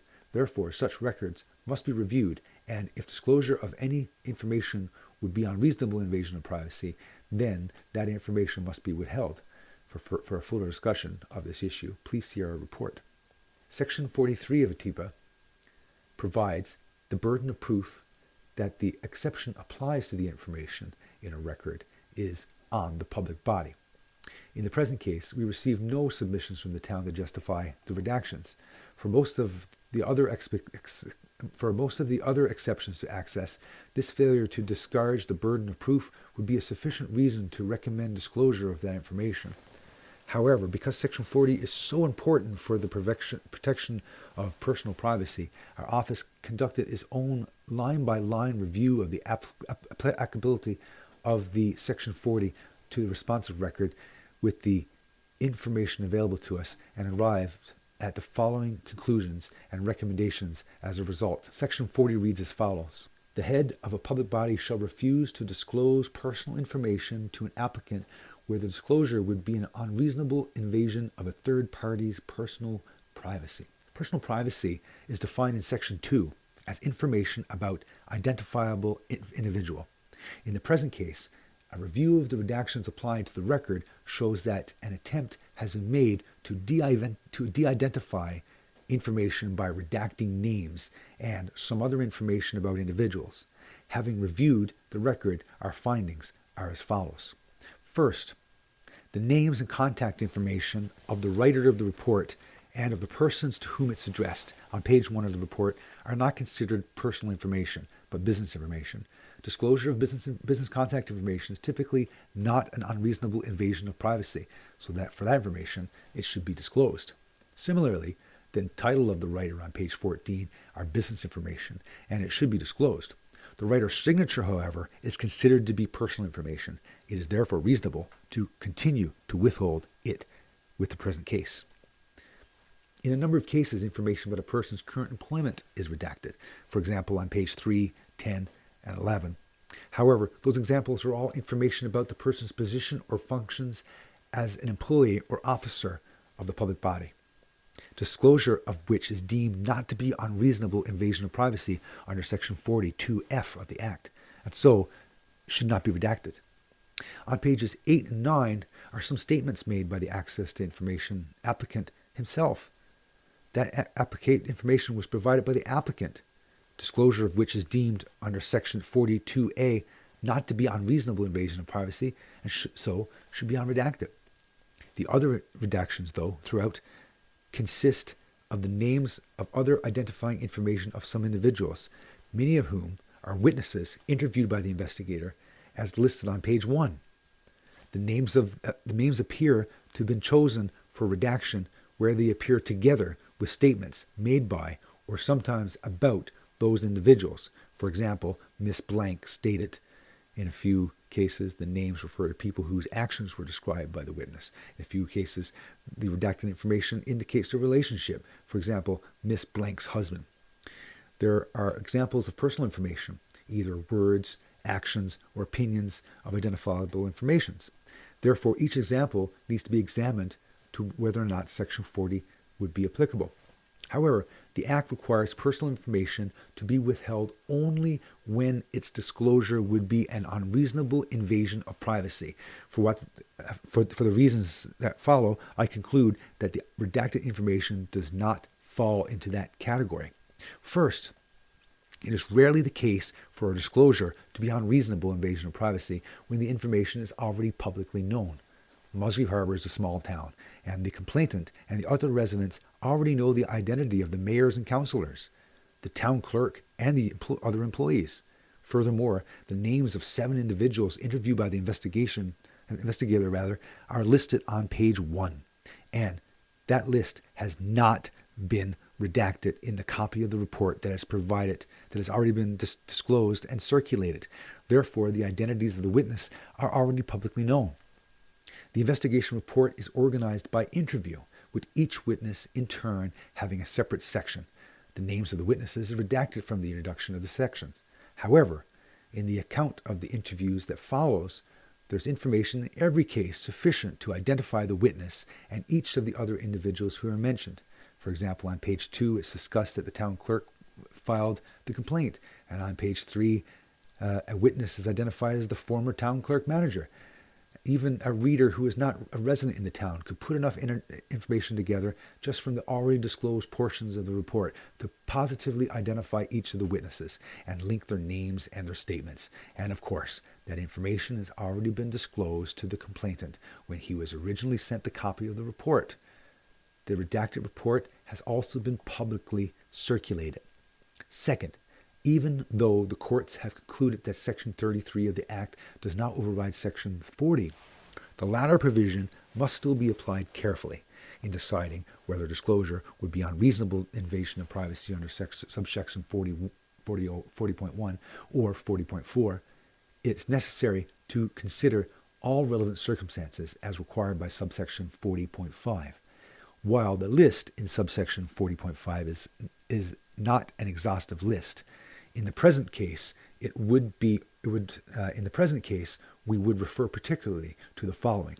40.5 A. The disclosure is desirable for the purpose of subjecting the activities of the province or a public body to public scrutiny. So basically it says here that the reason access to information is available is to allow public scrutiny, which is contrary to the policies and procedures of which the town is trying to put in place, as we've been discussing so far. The result of the investigation of a harassment complaint is a matter of public importance, particularly where, as here, the complaint investigation is already a public fact and is desirable for accountability that the public should know the outcome. 40.5c, the personal information, is relevant and fair determination of the applicant's rights. As the respondent is the complainant believes he is entitled to have the full report of the investigator, including the reasons for the investigator's conclusions and the statement of witnesses on which the investigator relied. 40.5g, the personal information is likely to be inaccurate or unreliable. The complainant argues that the names of all the witnesses are already listed. In the circumstances of being the case, linking the names of the individuals to the statements already disclosed will remove any remaining possibility that a reader might make an incorrect guess about an individual's identity. It is also important to consider the purpose of construction of Section 33, not as overriding Section 40, but as a factor to be considered in the subsection 40.5 determination. Section 33 was clearly incorporated into ATIPA 2015 in order to regulate dissemination of workplace investigation information by authorizing its disclosure to the parties and partial disclosure to the witness, and by prohibiting this disclosure to non-parties. Where the disclosure to the parties can be made without violating the provisions of Section 40, it must be made. For the reasons outlined above, we conclude that in present case, disclosing the redacted information is not an unreasonable invasion of anyone's privacy, and therefore none of the information should be withheld except the signature of the writer. Failure of the town to meet its responsibilities under ATIPA 2015. Section 13.1 of the Act provides that the head of a public body shall make every reasonable effort to assist in the applicant in making a request and to respond without delay to an applicant in an open, accurate, and complete manner. In a nutshell, it is the core responsibility of every body when it receives access to information requests. Much has been written about this duty to assist, both in the Access to Information Policy and Procedures Manual published by the ATIFA office and numerous reports from our office. For example, see this report, 2023 018, just in case it's not in my report. At a minimum, it requires a public body to make at least some response to a request. For the access to information process to work as it's designed to work, it requires somewhat more. Section 14 and following set out as detailed process that should be followed by a public body in responding to a request. There are procedures for transferring requests to another public body for advisory responses or final responses and what they should contain and deadlines for each step. And there are good reasons for these procedural provisions spelled out in the Policy and Procedurals Manual and in various guidance materials from our office. Other provisions of the Act specifically apply to dealing with this office. First, Section 42 sets out the process for the applicant who wishes to file a complaint with this office. Section 43 provides that it is the public body it bears the burden of providing that they claimed exceptions to access apply. There are strict time limits under Section 44 for providing responses to our office, and we, in turn, have strict time limits for completing investigations. In order for our office to fulfill its oversight function and ensure that the rights of both the applicants and the public bodies are upheld, public bodies must cooperate with our office, follow the policies and procedures, and respect the time limits. The town has unfortunately paid no attention to any of these obligations. Section 97 of the Act gives our office the power to require public bodies to provide us right away, within 10 business days, with the records and other information we need to conduct our investigation. Our office has a very short timeline in which to complete our work. And when we notify a public body of a complaint, we always specify what information we need, and we always refer to our statutory authority under Section 97 for requesting it. The town of Musgrave Harbour either has not understood our repeated requests or has simply chosen to ignore them. One would have thought that having a police officer at the town office serve the town with an official summons under the Public Inquiries Act, requiring the town to produce to our office within 10 business days a list of documents relating to the complaint would have produced different results. However, that summons was ignored as well, even though it specifically states that failure to comply with the summons would constitute contempt of court if the town officials simply did not understand their responsibilities under the Act. Surely, the service of the summons should have alerted them to the seriousness of the failure to comply, or at least the fact that something was wrong. So far, we have received no explanation for the complete failure of the town to follow statutory process as required, not only for this access to information request to be compliant, but for several previous ones. In addition, there have been no response whatsoever to several more recent access to information and complaints arising from them. There may be mitigating factors, but we're not aware of them, and we have received no explanation, nor have we been asked for assistance. On the contrary, our office has suggested to the town that it could benefit from the training that is offered to municipalities by the ATIPA office, but that suggestion does not appear to be accepted. It also appears that the failure of the town to comply with the statutory responsibilities have not been alleviated by the involvement of legal counsel. This is extremely disheartening because it has been the experience of this office that the access to information process can work extremely well, both for public bodies and for applicants, if the public body first resolves to follow and comply with these statutory processes and then take steps to obtain the necessary support and training to do so. This has been not only true for larger public bodies, but for smaller municipalities.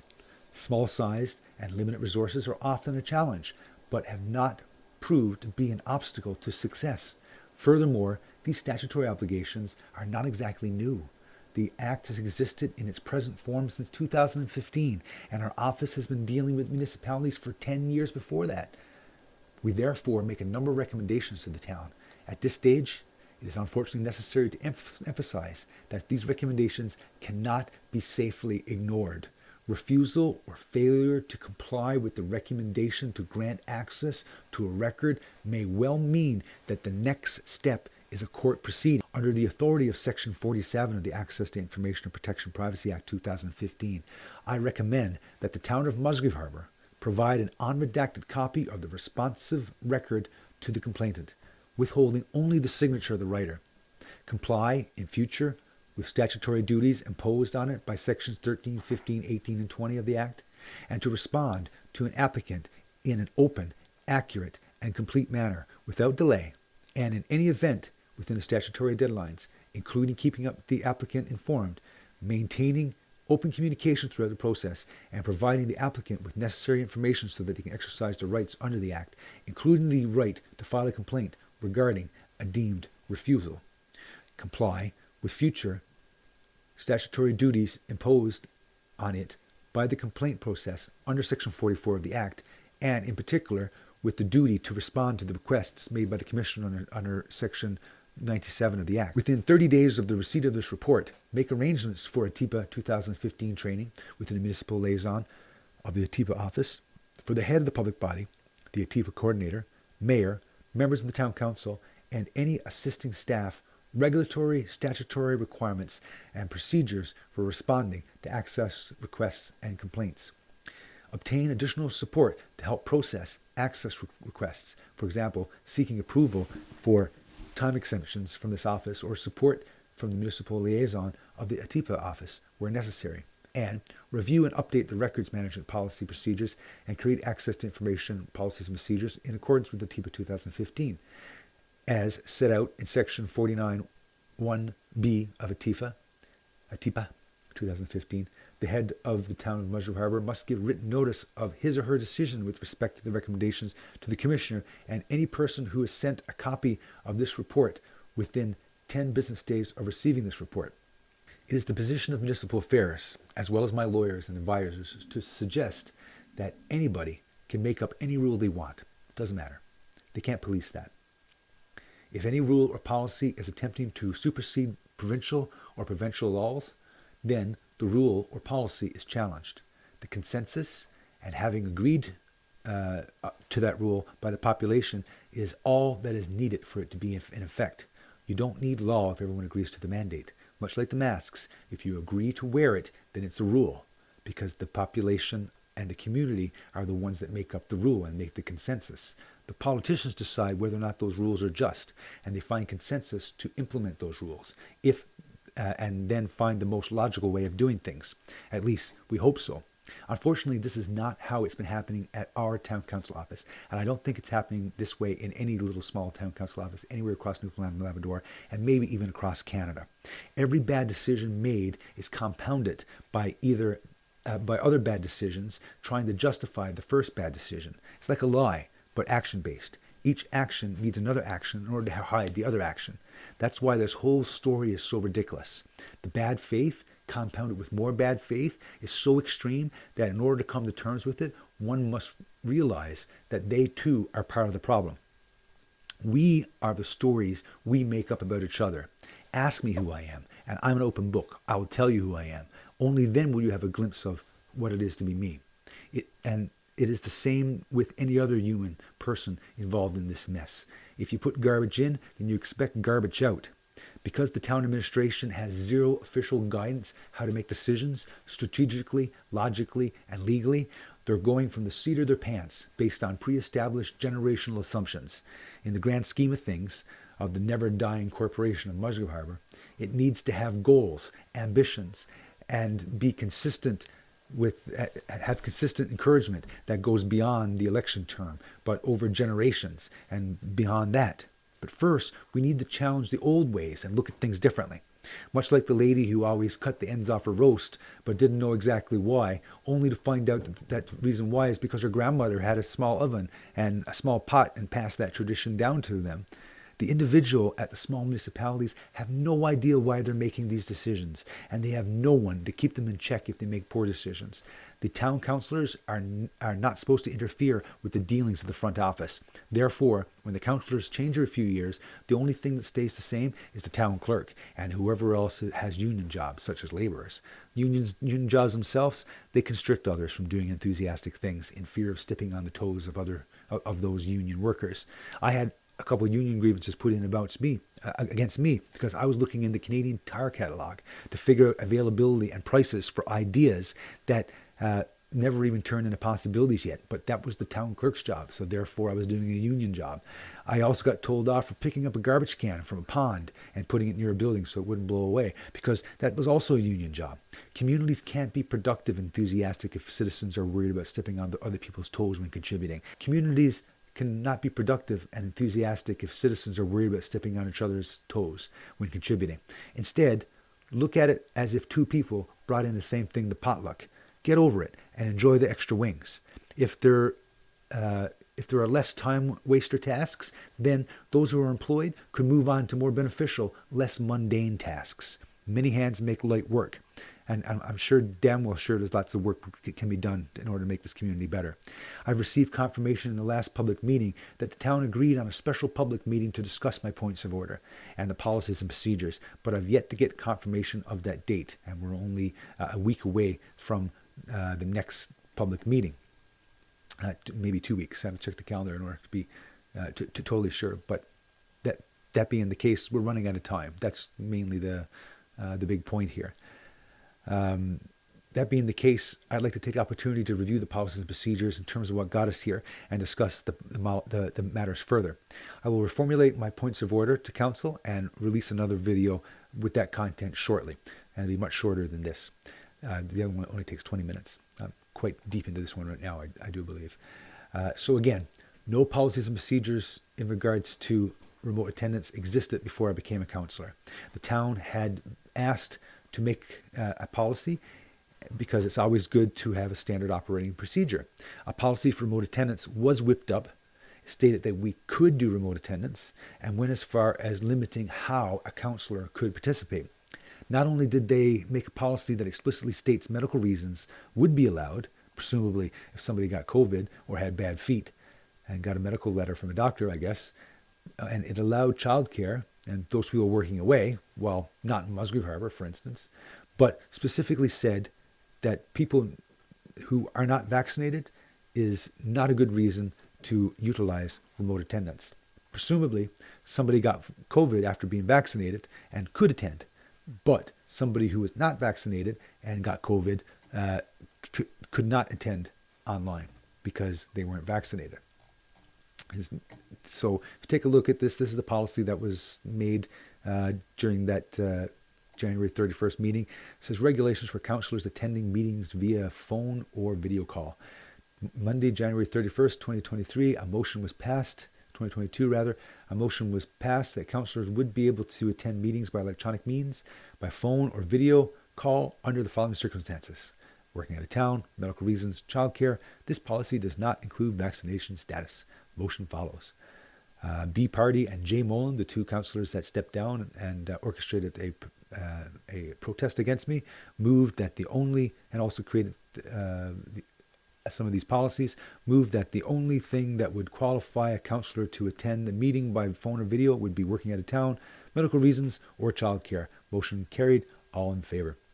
Not only was this policy and procedure created, it's just to have it existing, it was specifically formulated showing how a councillor could not participate rather than how they could participate. Rather than discussing the fact that remote attendance was permitted and how to go about doing it, the policy stated that only councillors that were working away, had childcare needs, or had medical reasons could participate remotely. It specifically said that vaccination was not a reason that qualifies. This was the policy that prohibited me from participating and caused my clock to run out. I asked for leave of absence. It was ignored, even though they knew how to do one and why a leave of absence was important.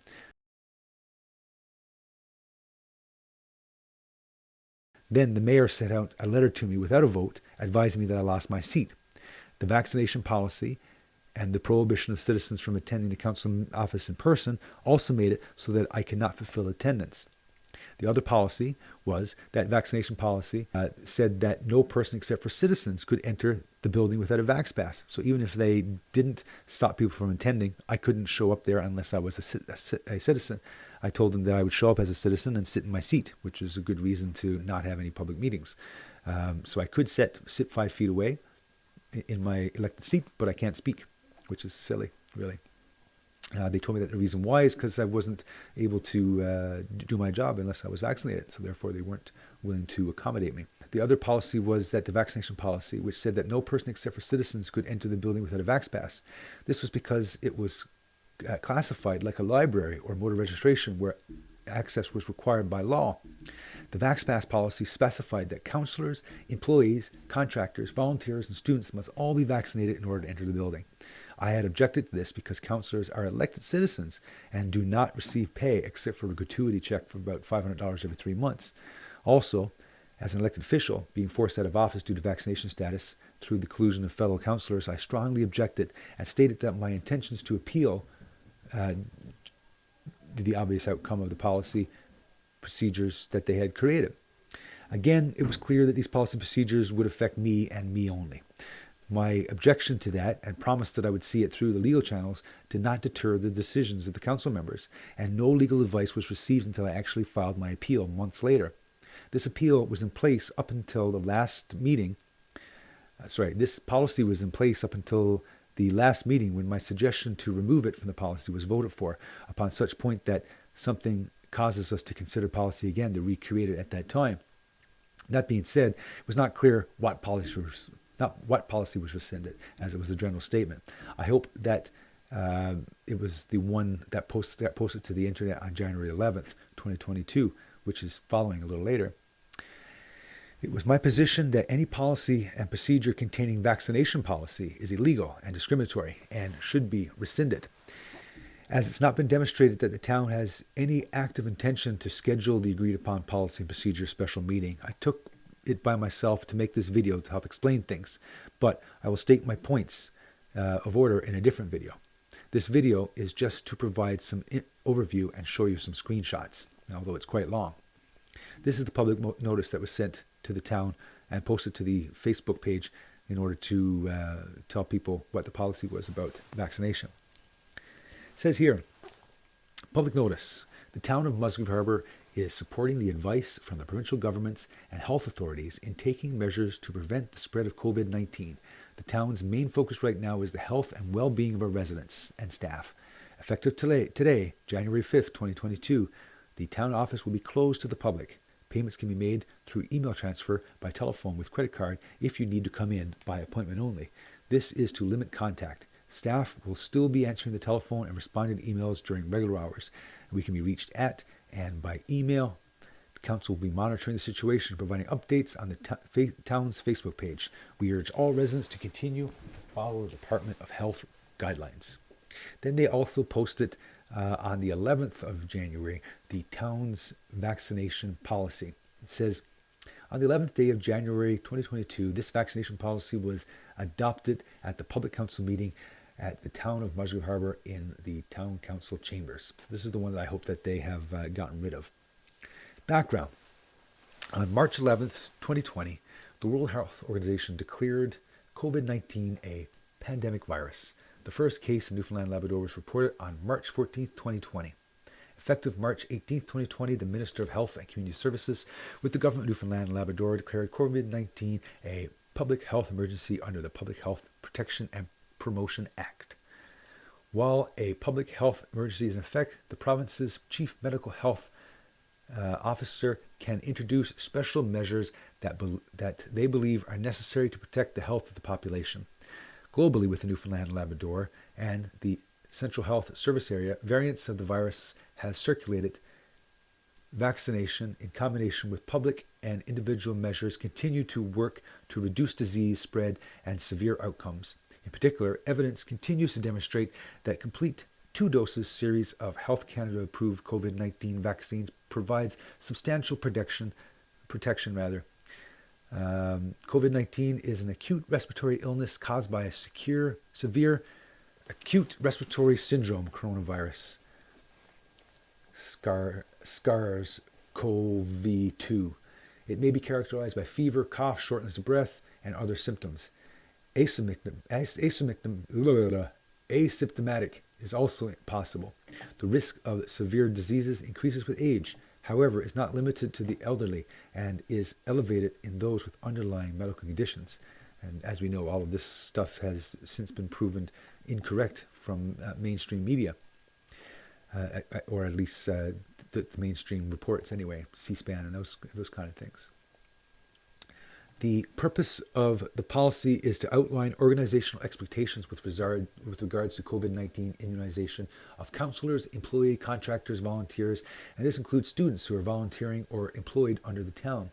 Contingent upon vaccine availability, and unless medically exempted, it is the expectation that all eligible councilors, employees, contractors, volunteers, and students are fully vaccinated against COVID-19, i.e. against infections caused by SARS-CoV-2. Legal framework. This policy is aligned with the Town of Musgrave Harbour's general duty under the Occupational Health and Safety Act to take reasonable precaution to protect its workers, broadly defined, and the reasonability to access to workplace risks, including that of COVID-19 transmission. This policy is applied in accordance with Newfoundland and Labrador Human Rights Commission, Occupational Health and Safety Act, Public Health Protection and Promotion Act, and any applicable legislation or collective agreement. Information collected under this policy and procedure is in compliance with relevant legislation, but not limited to Newfoundland and Labrador Human Rights Commission. It's pretty funny that they mention occupational health and safety here. Application. The Town of Musgrave Harbour can reasonably inquire about in the vaccination status of its workers if the workers work in a location with common areas or its workers have contact with clients, customers, or public. Regardless of how often or how much time spent in the respective workplace, this policy applies to employees, councillors, contracts, and volunteers. It's almost as though they figured that they can fire me because I wasn't vaccinated. Pretty interesting. Requirements. All employees, councillors, contracts, and volunteers employed by the Town of Musgrave Harbour will be required to provide one of the following as of January 28th, 2022. Proof of all required doses of COVID-19 vaccine approved by Health Canada must be provided by January 28th. Written proof of medical reason provided by either a physician or nurse practitioner that sets out the person cannot be vaccinated against COVID-19 and the effective time period for the medical reason, permanent or time limited. Policy implications. Implications will vary depending on the Town of Musgrave Harbour risk assessment and general duty under the Human Rights Employee Council. Implications will vary depending on the Town of Musgrave Harbour's risk and general duty under the Human Rights Commission. Employees, councillors, contractors, and volunteers who elect not to provide proof of COVID-19 vaccination as per 5.1 above and rely on 5.2 may be subject to additional requirements such as redeployment, personal and public health protective measures, work exclusion, leave of absence, termination, etc., based on the assessment by the employer of factors including, for example, the work role of the individual and the type of workplace, local epidemiology, etc., and the consideration of the duty to accommodate as applicable. I'd like to make note here that this leaves the onus on one individual at the town because councillors can't directly apply anything to any of the employees. That means that if there's only one employee who deals with administrative work, they are entirely responsible for all of this work, including the orders from Occupational Health and Safety, as mentioned earlier. That would, if that's the case, and if they're unable to keep ahead of all of this, I can clearly see why this is getting quite difficult because they're unable to maintain the realities of the truth of all these different policies and keep things on the up and up. They can't make all these decisions. They're not omnipotent and know everything, and they don't have the correct advice from people in order to make these decisions wisely, and no one to answer to either. So, acknowledgement that the policy will be applied in accordance to Newfoundland and Labrador Human Rights Commissions. Acknowledgement that the policy may change as the status of the pandemic changes and or legislation or the public health advice changes. So who is to consider if these things changes? If there has been a summons to the town clerk to provide information under the Access to Information Act, how could one expect the clerk to keep upon top of other policies and procedures if there's no oversight and no way to question that clerk for their actions? And then we have some listings here in terms of links about why these decisions were made. And again, all of this is observed and figured out by the town clerk themselves and not assessed by the councillors because they're not supposed to participate in the day-to-day activities of the office. Even though Google Meet application had the ability for me to press the microphone button and participate when I wasn't allowed to be there in person, I did not, out of respect for the due process. I fully expected that in this challenge, I was to be the victor, as I carefully explained the consequence of actions and always ways to remedy the problems, but it fell on deaf ears.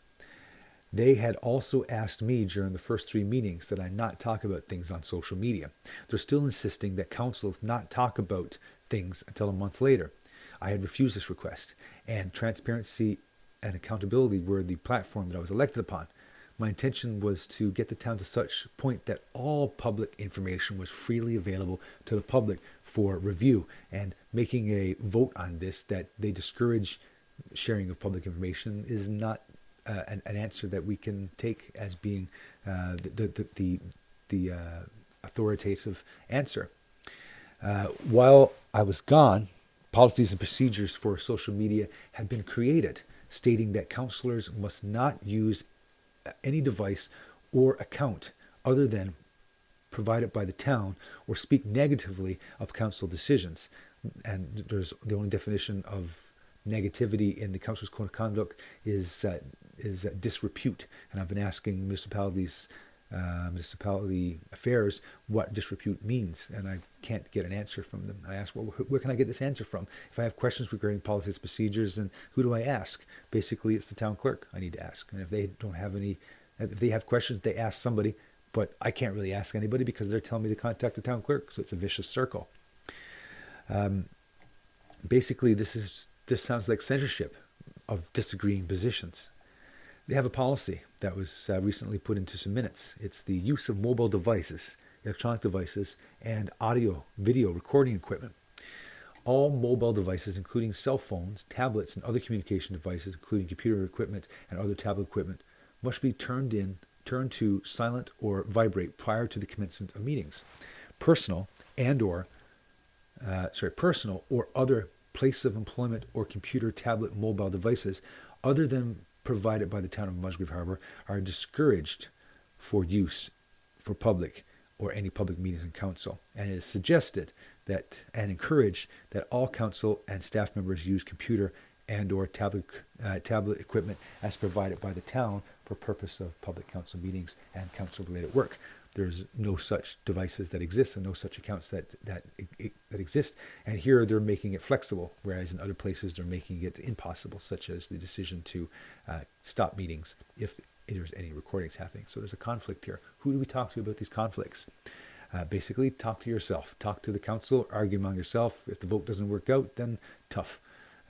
You have to deal with it. And that's the problem. Everybody is doing their own thing here in Newfoundland and probably across Canada in all these small towns. It says here that mobile devices, tablets, and cell phones for members of the public are to be silenced. So basically it says here that public can have cell phones, because I guess trying to tell public to turn off their phones is risky because, you might do something to them and they might get in trouble and they want to be safe. Same as I did when I tried to record the council meetings to be sure that I was safe, which the human resources investigator found out that I was not responsible and made me safe. So I'm very thankful. The recording of public council meetings is not permitted by council members or the general public unless agreed to by council. That basically conflicts the earlier sentence, because earlier it's saying it's discouraged and it's suggestive. But here it's saying that council members or the general public, it says here the recording of public council meetings is not permitted by council members or the general public unless agreed to by council. This includes any form of audio or video recording, digital and recording or otherwise. Pictures are not permitted to be taken other than special circumstances presentations as agreed to by the council. This applies to both council members and the general public. Public council meetings held in the council chambers are recorded by the town council of Musgrave Harbour for the public viewing and information only. Members of the public who make a presentation, speak during question and answer sessions will be recorded. So they are making policy, but they're making it impossible for making the public information to be publicly available. Here's a social media policy draft when I was still in office. The idea was to target me and keep me quiet. This was done by one of the councilors as per the request of the council. So just take a look at how directional this is. It says here, personal use of social media. Personal use of social media. I'll say it again. Personal use of social media. So they're trying to limit the personal use of social media. Because what else is it? If it's not personal, it's you're official, right? I guess, because you'd be official councilor. But anyway, it says here, when using social media, including email, town councilors and staff must be mindful of the information they post in both personal and council capacity, and keep the tone of comments respectful, factual, and informative. Any online content should be accurate, objective, balanced, and informative. Town employees and departments, members of council, members of committees, and volunteers are free to use social media as private citizens, but are not authorized to post comment on social media on behalf of the town or any town business, unless they have been appointed to do so by administration of the mayor. So it says here, I guess, if you're a member of the council, you can post on social media, but it says the exception here is that you can't talk about town business. So I guess if anything happens, any decisions being made, you can't talk about it whatsoever. The town employees and departments, members of council, members of committees, volunteers, and any person who has been retained and or engaged to act on behalf of the town are encouraged to share the town's social media posts. When sharing information public on social media, the town's members are not permitted to add any messages that may be misleading, as this can be seen as information from the town. So you can't make any comments. So if you share it to any groups and they say that you're supposed to add a comment to post to the group, you got to say, I hope people in this group like this. Otherwise, you can't make any comments about your opinion, about because it may be seen as information from the town, even if we disagree on positions of the town. The town employees and departments and members of the council should refrain in posting misleading information regarding the town, even on their personal profile pages. Well, members and employees should never present themselves in any way that might cause embarrassment to the council. Also, should never present personal views or opinions that of the town council. So basically, councilors can't have an opinion of anything that goes on in the town, except for what's expressed at the town council meeting, but not outside. The municipality expects that all employees and councilors who use social media do so without breaching their duties to the municipality to adhere to the respective code of conduct, which I don't think existed at the time, but it was in the works. Council members and employees should consider the following. Even if you do not explicitly identify yourself as a municipal employee or municipal council, others may identify you either by your name or your place of work or photograph or social media platforms or by the contents of your post. You should not post controversial or inflammatory remarks or post content that is contrary to the democratic decisions of the council.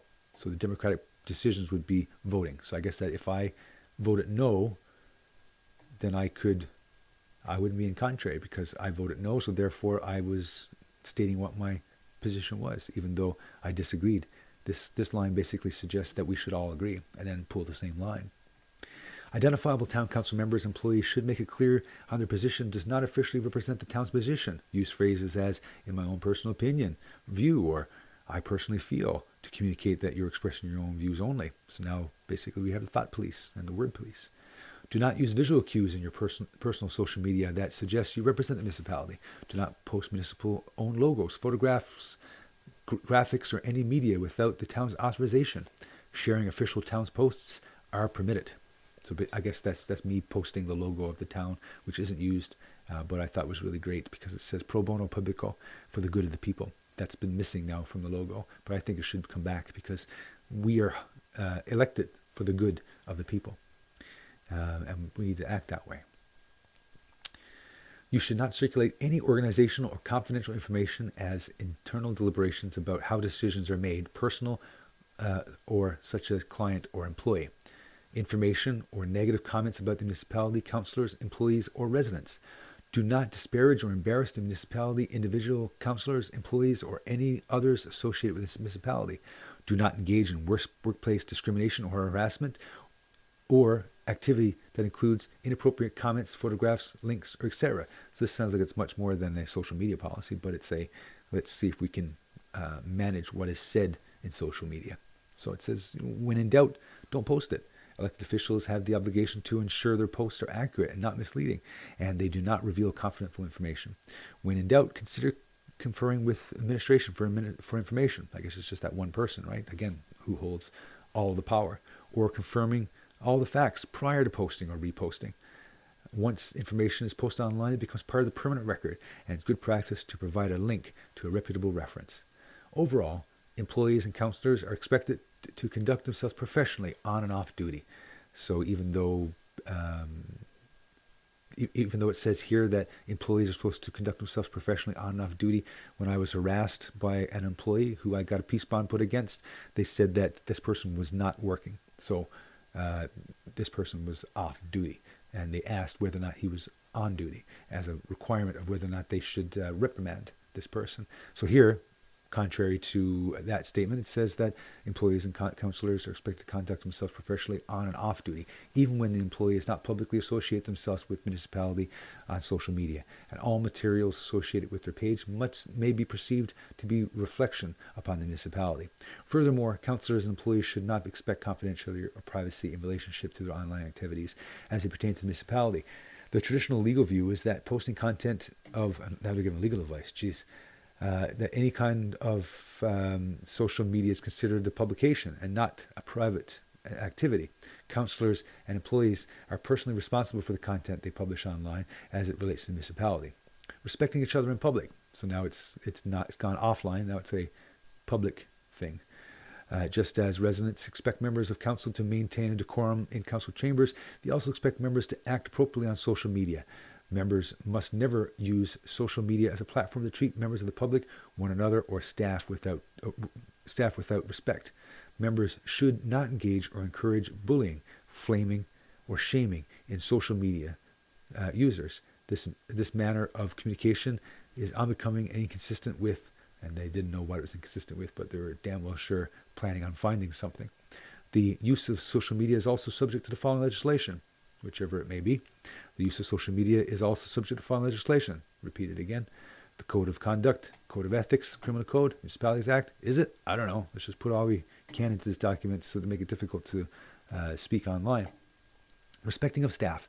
Members are required to be respectful of the role of staff and are not permitted to engage with criticism of any municipal staff. Really? Well, that kind of sucks. How are we supposed to figure out problems if we can't talk about problems? The misuse of social media can increase the risk of harming the professional and ethical reputation of municipal staff. Yeah, sure. I've experienced that. The town had not denounced any of the violence against me, but had denounced other violence and other negative events in the town, but they couldn't mention my situation. So it's just a two-faced, right? It's the way of the rules of the club, and not the way of the rules of the way they actually go. It's how can we manipulate things to make it work for us. But I'm stuck with the rules and regulations and the way that the logic works. So I'm here stuck trying to make sure it stays the way that it's intended to be, and that people realize that I am following the rules and regulation. It says here, town platforms. The town uses online social media accounts to communicate with town initiatives, goals, objections, and any other information with the community as various stakeholder groups. The goal of the town's social media accounts is to inform the community of town happenings and events and provide additional platform for direct engagement. And the town's social media platforms are not intended to be used for political forums or information outside the town's intent. So this is conflicting with what I've seen online. The town posted an email from me when they changed the town's scheduled meeting to a date earlier than negotiated, as opposed to later on in the future and on a negotiated date. And basically, they decided that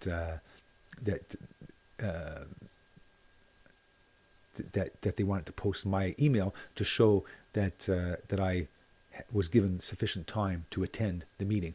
But Christopher Stamp gave me some advice that was for me, and he said that meeting was not official because it was not a regularly scheduled meeting. So he was helpful in that situation, but not really helpful for many other of my other questions. I'm still waiting on 10 questions from a month ago to try to understand and wade through, get a firm understanding about how this works. But he's continuously referring me to the Municipalities Act and continuously referring me to the Rules of Procedure, which I have read and fully understand. And but besides that, not very helpful whatsoever. It says here that the official town's Facebook page is to be updated regularly by the town manager, town clerk, or assistants. Otherwise, designated by administration. If a Twitter or Instagram page develops in the future, the same rules apply. Department heads and their designate will be responsible for creating and updating the town's social media, additional platforms with departmental services or program-based information. All additional social media platforms representing the town should be accessible to the town manager, inbox messages belonging to the Facebook pages, groups, and posting access for profiles. The commenting option will not be permitted on the official town page. The page is meant to be only informative only, but I have seen comments available at times, most comments not, and it was officially commenting limited for me and another individual in the town. I understand. It never existed before. The commenting option may be permitted on additional platforms, as this may be used to engage with citizens. These platforms will be closely monitored by council and administration to ensure appropriateness. These sites will include the terms of use statement pinned to the top of the page if possible that will specifically say what will be considered appropriate or inappropriate content. Those who post inappropriate content may be muted or blocked and may be contacted via the town manager after further investigation. Inappropriate comments are subject to be deleted as soon as possible without notice. Inappropriate content includes, but is not limited to, personal information about an individual, profane language or content, defamatory statements, personal attacks on individuals, groups, or ideas. Groups or ideas? Come on. And what's an attack? I guess we need to define that too, right? And who's doing the attacking? Content that infringes on other people's intellectual property, content of religious nature that may be deemed prejudicial. Well, how about other prejudices such as vaccination? Content that could be considered a commercial endorsement, advertisement, or solicitation of an individual or an individual business. And this is put in red, so I guess it may come out because I guess they want it to have, see if that was allowed. Content that promotes, fosters, or perpetuates discrimination or harassment. That's pretty good. At least there's something in there to take care of what's been happening to me.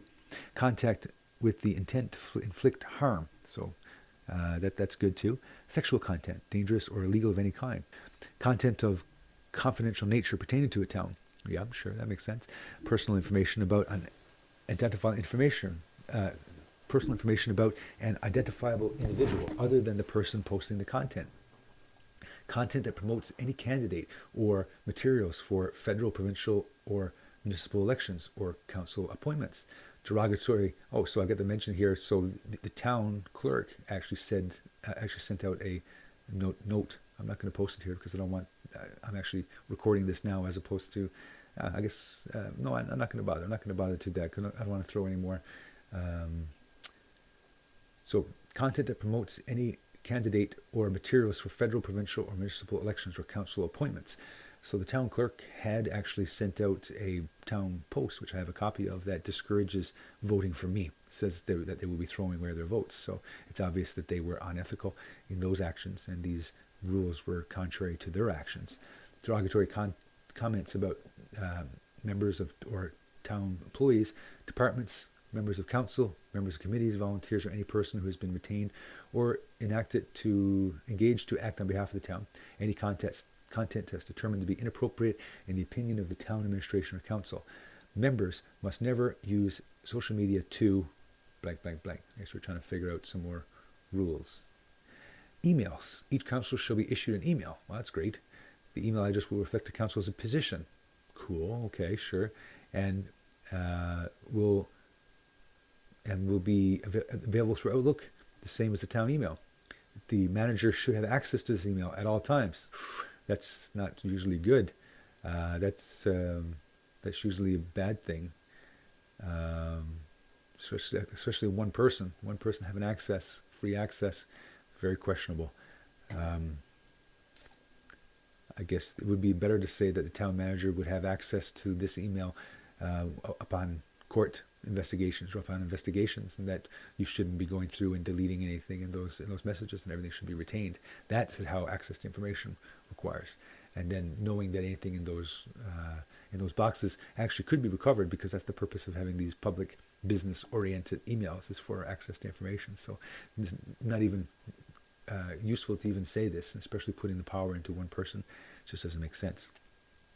All town's business and relations should go through a councilor's designated email, not through personal email. Yes, absolutely.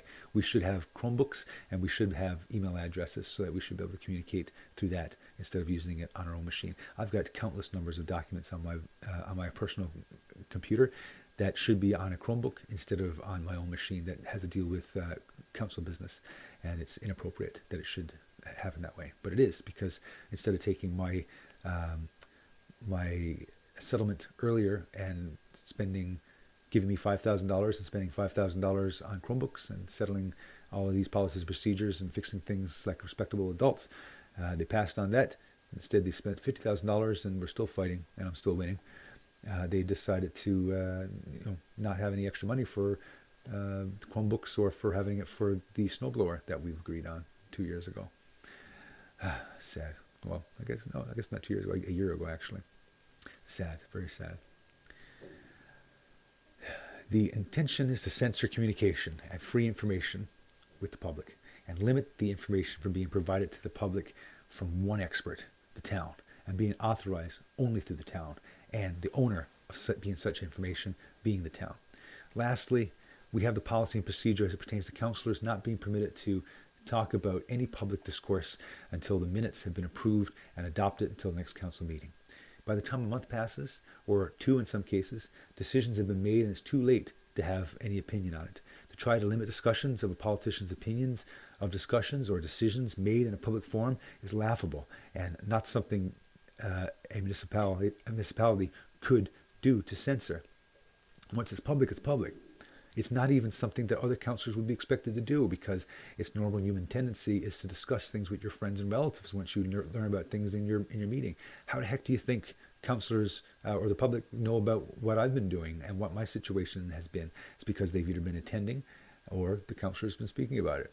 Again, no one has been able to tell me exactly what I've done, but there's rumors going around about what I've done. No one can tell me what I did, but there's something going around to make people as mad as what they are. It's just misinformation is what it is. I mentioned during one of my last meetings that this is a big misunderstanding, and I think we're soon going to realize that it's exactly what this is. For me, the idea was to get the information freely into the community so that everyone knows what's going on at all points in time if they desire. This will reduce rumors and people being upset about decisions so that they have time to digest and come to terms with decisions, or allow community members to oppose and contribute to decisions. If all decisions have been made and executed and all you can do is complain about them at that time as opposed to contribute to them. Before I became a councillor and I was trying to contribute with the community advocate page, I was told instead of being independent, why not run as councillor? I did, and when I was elected, I found that I was unable to contribute. I was shut down at every turn. The water has been poisoned. All you have to do is go upstream and find out where it starts. If you were to review any of the meetings that have been recorded and put on the internet, you will find that I was not offensive, but rather that I was not given the courtesy to communicate in any respectful way. If anyone out there could listen to those audios and say that I was treated fairly and correctly with compassion and respect like one should expect in a workplace, and that everyone else was fine with the way that they had treated me, then I do not appreciate your opinion, and I do not care what you have to say, honestly, from my heart. I was treated awfully and unfairly and dehumanized. I was elected on the platform of tourism, development, transparency, accountability, and municipal reform. It's a wonder, when push came to shove, that they did not expect me to follow through. I'm in it for the long haul, until all truth is clear, and we can all cooperate in the frequency of love, not destroy with the frequency of hate. God bless, and take care, and I'll see you on the other side of this.